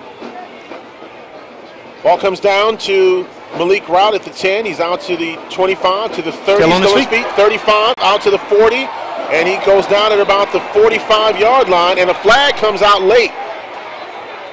And they say that's going to go against the Texas Southern University Tigers. It's got to be horse collar of some sort. So. And we'll watch the replay here momentarily. Officials getting together at about the 45-yard line, and here's the call by the official. There is no foul on the play for face mask. First and 10, foul on the play, Grambling. Face mask. They thought it was a face masking penalty. Tigers will take over at the 44-yard line on top, 41-17. And let's look at the replay again on GSU TV. It looked like it was face mask to me. Looked like maybe it grabbed the back of the helmet. That doesn't really matter. First down and 10 here for the Grambling Tigers. New quarterback in the ball game for Grambling. The new quarterback, of course, for the Grambling State University Tigers. It looks like it is Hickbottom. Looks like it's Jeremy Hickbottom. Here's a score for you: Magic City Classic, Alabama State, Alabama A&M, Alabama State on top, 7-2. As they begin the 3rd quarter. Sound like a baseball score. Here's Hickbottom. Pass out to, it looks like Kobe Ross, out to about the 47-yard line. Also another score, Prairie View A&M University on top of Macomb College, 34-16 with 6:21 left to go in the 4th. In at the quarterback position for Grambling State University, number 19, Jeremy Hickbottom. 3rd and 8 coming up for Graham. Slot to the far side, one receiver to the near side. Hickbottom in the shotgun. Got plenty of time. Hickbottom now coming back to his left. Still on his feet, 40, 45, midfield, and he goes out of bounds right at about midfield.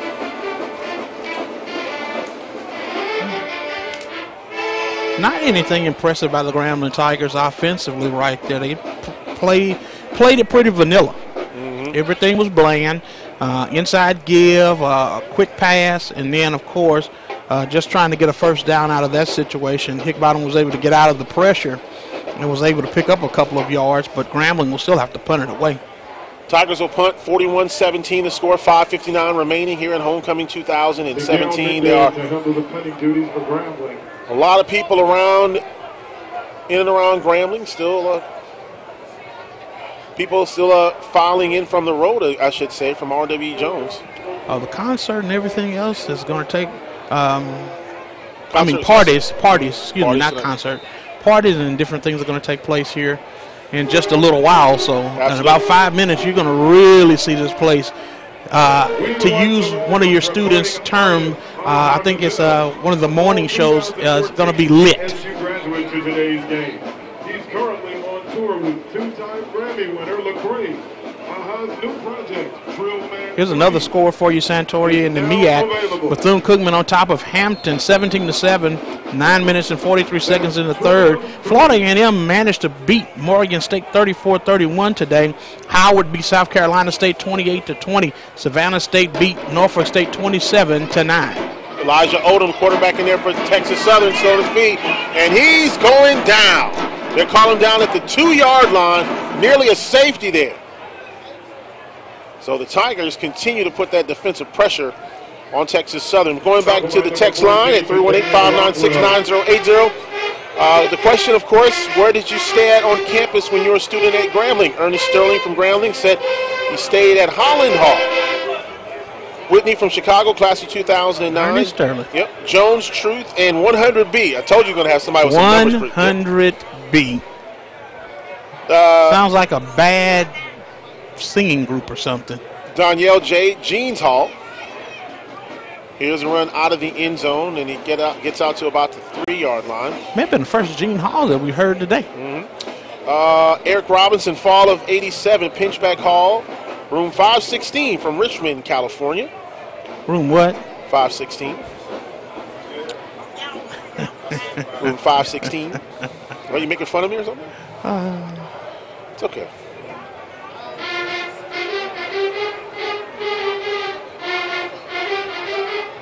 Texas Southern trying not to get a safety here. Mike Whiskey stayed at Douglas Hall. He's a class of 2001. And it could be a safety. Oh, ball is loose. Ball is loose. It goes out of the end zone, and it will be a safety. And 2 points on the board for Grambling State University, 43-17.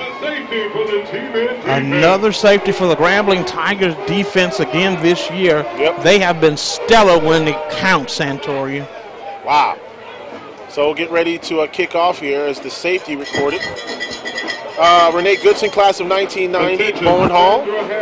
You are the winner. Rachel Sampson, Martha Adams, 8th floor, and Hunter Robinson, class of 2001. TJ Miller, fall of 85, Drew Hall, and Williams Trailers. Let's see what else here. One fan, Wheatley, fall of 1984. Congratulations to Jasmine Martinez. David Bello, class of 1992, Pinchback, room 527.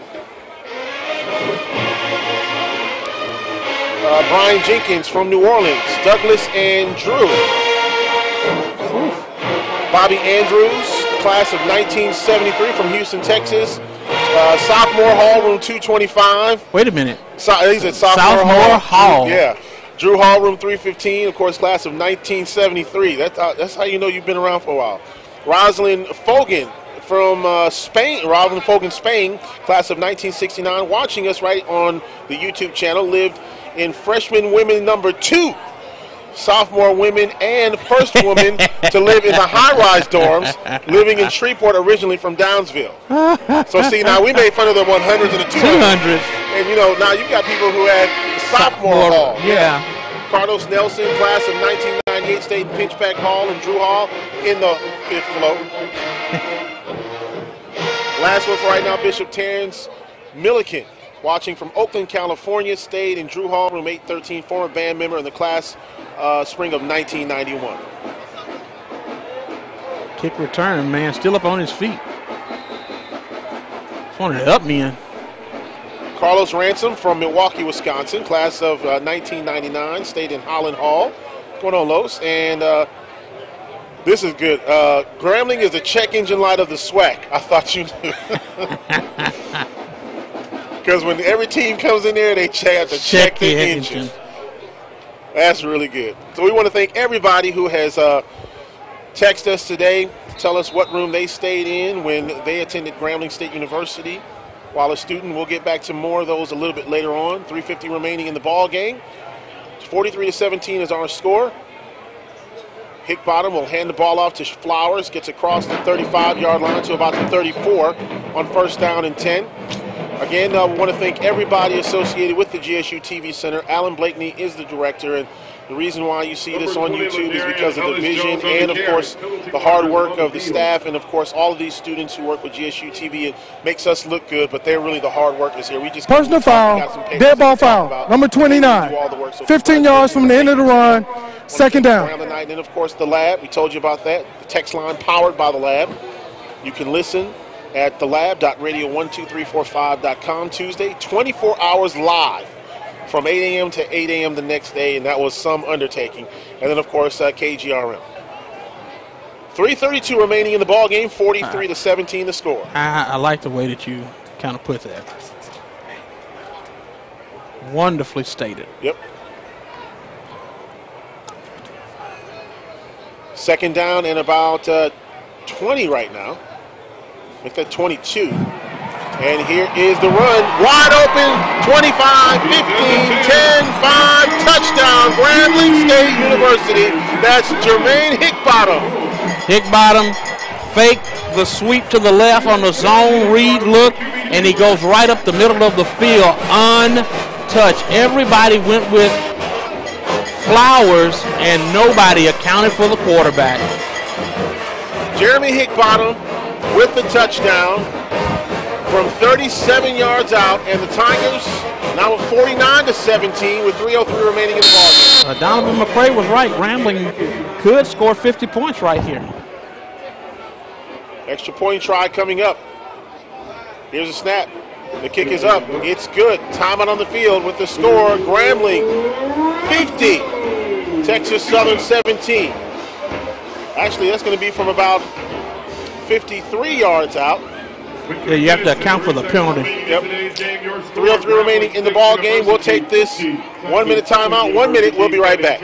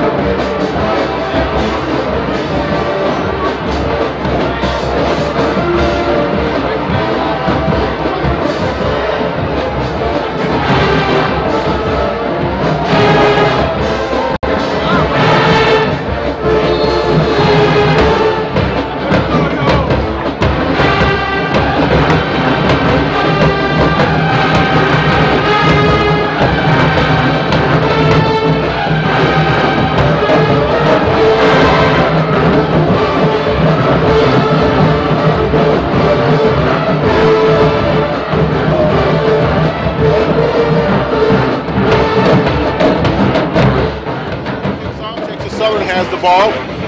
Running backward, Texas Southern University is Tyler Cook from Dallas, Texas. That'll be 1st down and 10 for Texas Southern University at the 47-yard line. Let's go down on the field. A very special guest joins the professor, Nick Harrison. You got somebody that we affectionately have named the Chad. Yes. I will get Chad in a couple of seconds. He's taking some time out to take some pictures with the young Fobbs ladies.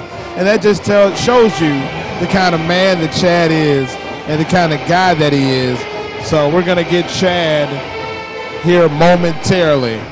All right, 1st down and 10 for Texas Southern University. The ball at the 47-yard line, 50-17, 2:50 remaining in this homecoming game. People getting ready for all of the parties and things like that going on and associated with homecoming. And Texas Southern completed pass, a first down. It's going to be out to number 85, Mario Smalls, 6'2", 253. All right, now we've got Chad Williams here, affectionately known as the Chad. A couple years ago playing Alabama State, at Alabama State, that's when Leon Thomas and myself coined the phrase, the Chad. Do you remember hearing somebody call you that for the first time? Yeah, I heard Leon say it on the microphone, and I heard it, and I kind of laughed when I was on the field, like, man, did he really just say that? And then it just kind of stuck with me, you know, and I mean, and he makes it sound better. They making plays out here, man, so they interrupting the interview, but, you know, Leon, he makes it sound better and better every time he says it, so, you know, it just stuck. That's one thing that Leon Thomas knows how to do. Well, Chad, third-round draft pick, Arizona Cardinals. On the defense, we all number 35, on the eligible receiver, 10 yards, automatic first down. Make your way to the league. But, you know, the draft experts didn't necessarily have you going that high. Take us back to that day. Did you see yourself going that high? Did you see yourself going the third round? And when your name was called, what was the feeling when you heard your name? I kind of had a sense of where I would fall, but I didn't. You never know what team will draft you, you know. But I'm just happy overall. You know, you just give it all to God, and God makes things happen. And He put me in that third round, and that feeling was just unreal, man. It was just something you've been working for your whole life, and then finally it be tangible. You know, it's not a myth anymore. Only 1% make it to the end. You know, 1 or 2%. It's not a myth anymore. It's actually tangible. Something you can touch. You actually got it. So it's just unreal feeling. You know.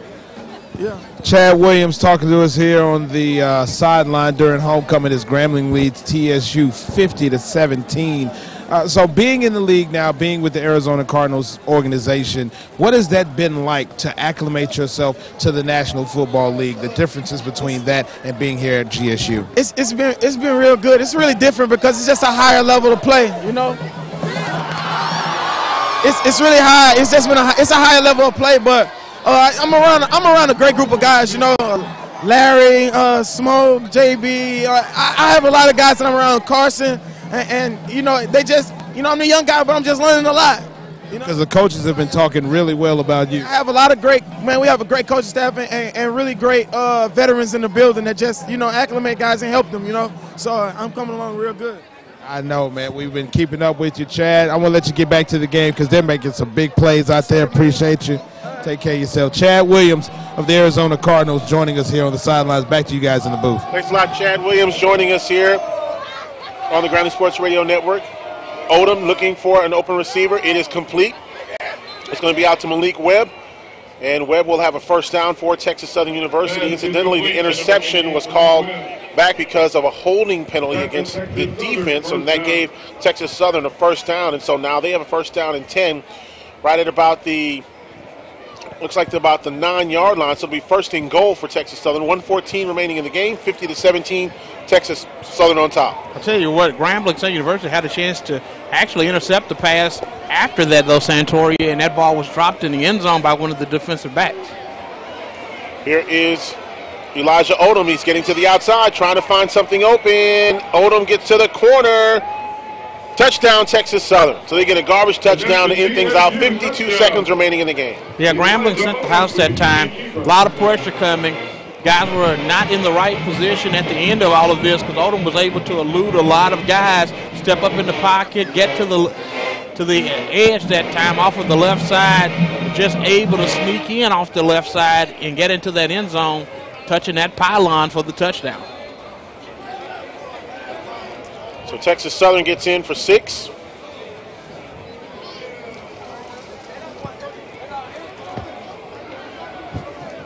Aaron, point about this kick is up. Extra point is up, it's good. With 52.9 seconds remaining in today's game. Looking at the replay, saying, I mean, he just got in. I mean, just made it in, did a little diving action to try to make it happen. Grambling, of course, will move to 7-1 on the year. 50-24 is the score, 52.9 seconds remaining in today's game. We can't say enough about how well Grambling has looked. They only had a minute portion of this football game where they didn't look like the Grambling Tigers were clicking on all cylinders there in the third quarter, but after they got past that little rough patch, it seemed like they were able to kick it back into high gear one more time and was able to put some points on the board and continue to keep the pressure on Texas Southern in this football game. Make no mistake about it, this Texas Southern University football team is going to be something to reckon with in the near future. They're not a bad football team at all. And you know what? You have to think about, obviously Grambling's going to go on and win this game here and go on for another big victory. But, you have to start thinking that, Texas Southern, when you look at their roster, you got a lot of youth on this roster. You got some seniors here that are on the roster for Texas Southern University, but you also have a lot of youth there. Now you got some skill guys like Tracy Johnson, a junior who's a redshirt senior, Kinsey, who is a graduate student, Dobbins, who's a graduate student, but you got a lot of freshmen, lots of sophomores. Holstead is a graduate student. Let's see, who else is in there that's in there? Stafford, who is a graduate student from Coastal Carolina. He's a transfer student, but lots of underclassmen for this Texas Southern team. And you give this team another year now, and you can start thinking that, hey, this is another year under their belt. I think their biggest question is going to be what they do at quarterback. Jay Christopher is their second quarterback that they use in this system, or third quarterback, I should say. So it's really going to be interesting to see just how Texas Southern moves forward, because they've got some good pieces. They definitely have some good pieces, and that's what you need to really have a good football team. You need to just make sure that you can add to those pieces. When you lose something, you have to be able to add.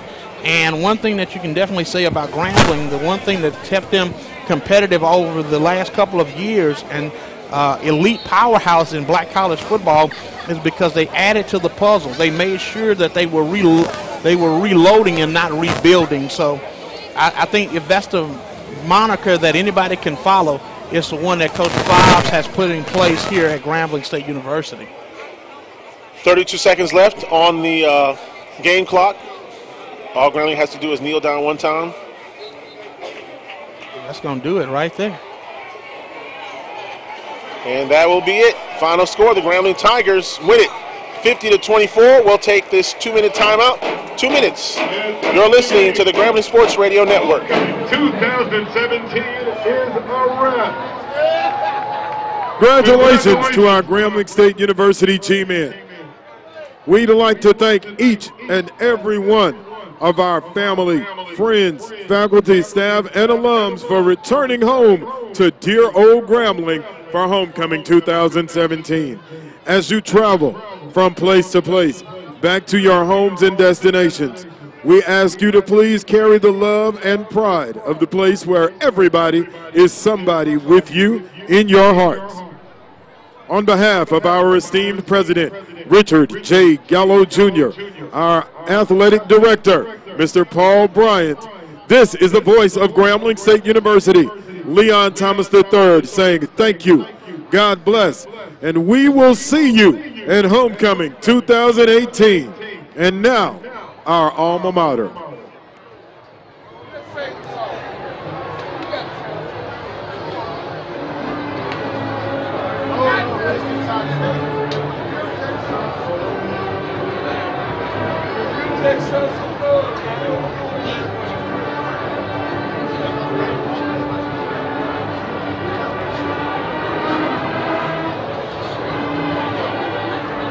Got to count the student population, that's over 5,000. You count all those, you see all those people over here by the stages and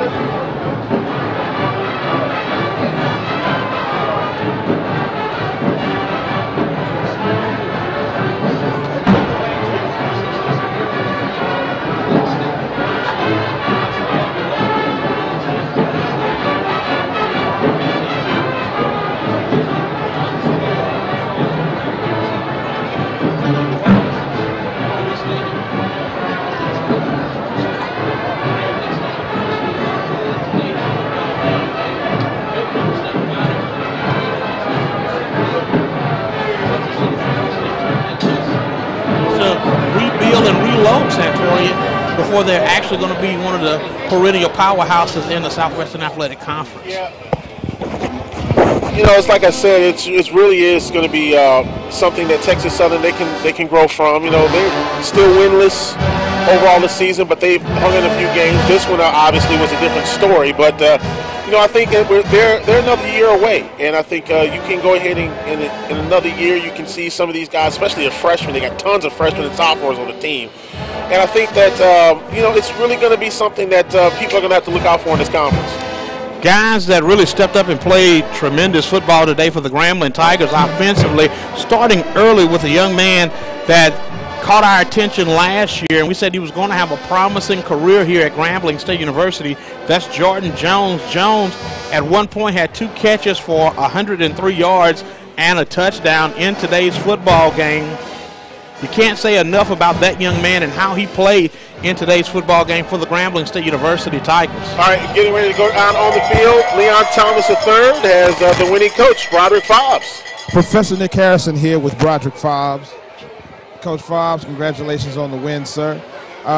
Despite their record, TSU, a tough team, and they really gave Grambling their all today. Talk about your team's performance. Well, I mean, other than maybe one drive, you know, I thought we pretty much, you know, did a lot of things to kind of give them those, you know, 17 points or so, you know, but, you know, I give them 2 drives, but we just got to play better. You know, I thought we had some opportunities as far as creating turnovers and things like that, you know, but, you know, they were taken away from us. But we'll keep working, but all in all, it was a good performance, great defensive performance, and also great performance by us scoring points as well. Yeah, I was just about to mention that the defensive performance really strong today. Had some great individual performances. Percy Cargo looked really good out there. What did you think of your defense? How did they look today? Well, our defense has been consistent all year long, and they've done an exceptional job, you know, of really stopping the run, but then also playing well in the passing game as well. So they raise havoc, and they do an exceptional job of getting after the quarterback. So it was another really good performance by them. I know they're not too happy as far as, you know, seeing 24 points on the board. I know they're not happy about that, but that just speaks to the greatness of our defensive staff and players. You know, they want to pitch shutouts, you know, and that's why they're so good, is because, you know, they want to do things, you know, to the max. 50 points on the board, good offensive output. Your tight end Jones played a really exceptional game today. Would you consider this to be a breakout game for him? Well, he's had other breakout games also. You know, this is just another really good performance, you know, that he's had. You know, he did an exceptional job in the running game, blocking, and then also doing a great job, you know, catching the ball and making plays. He's an exceptional athlete, catches the ball well, and he can run the ball as well, too. So he's a guy that's the trifecta. Coach, congratulations on the win. Go enjoy homecoming. All right, thank you. Guys, back to you. All right, thanks a lot. Final score, the Grambling Tigers 50, Texas Southern 24. We'll take this 2-minute timeout. 2 minutes. We'll be right back.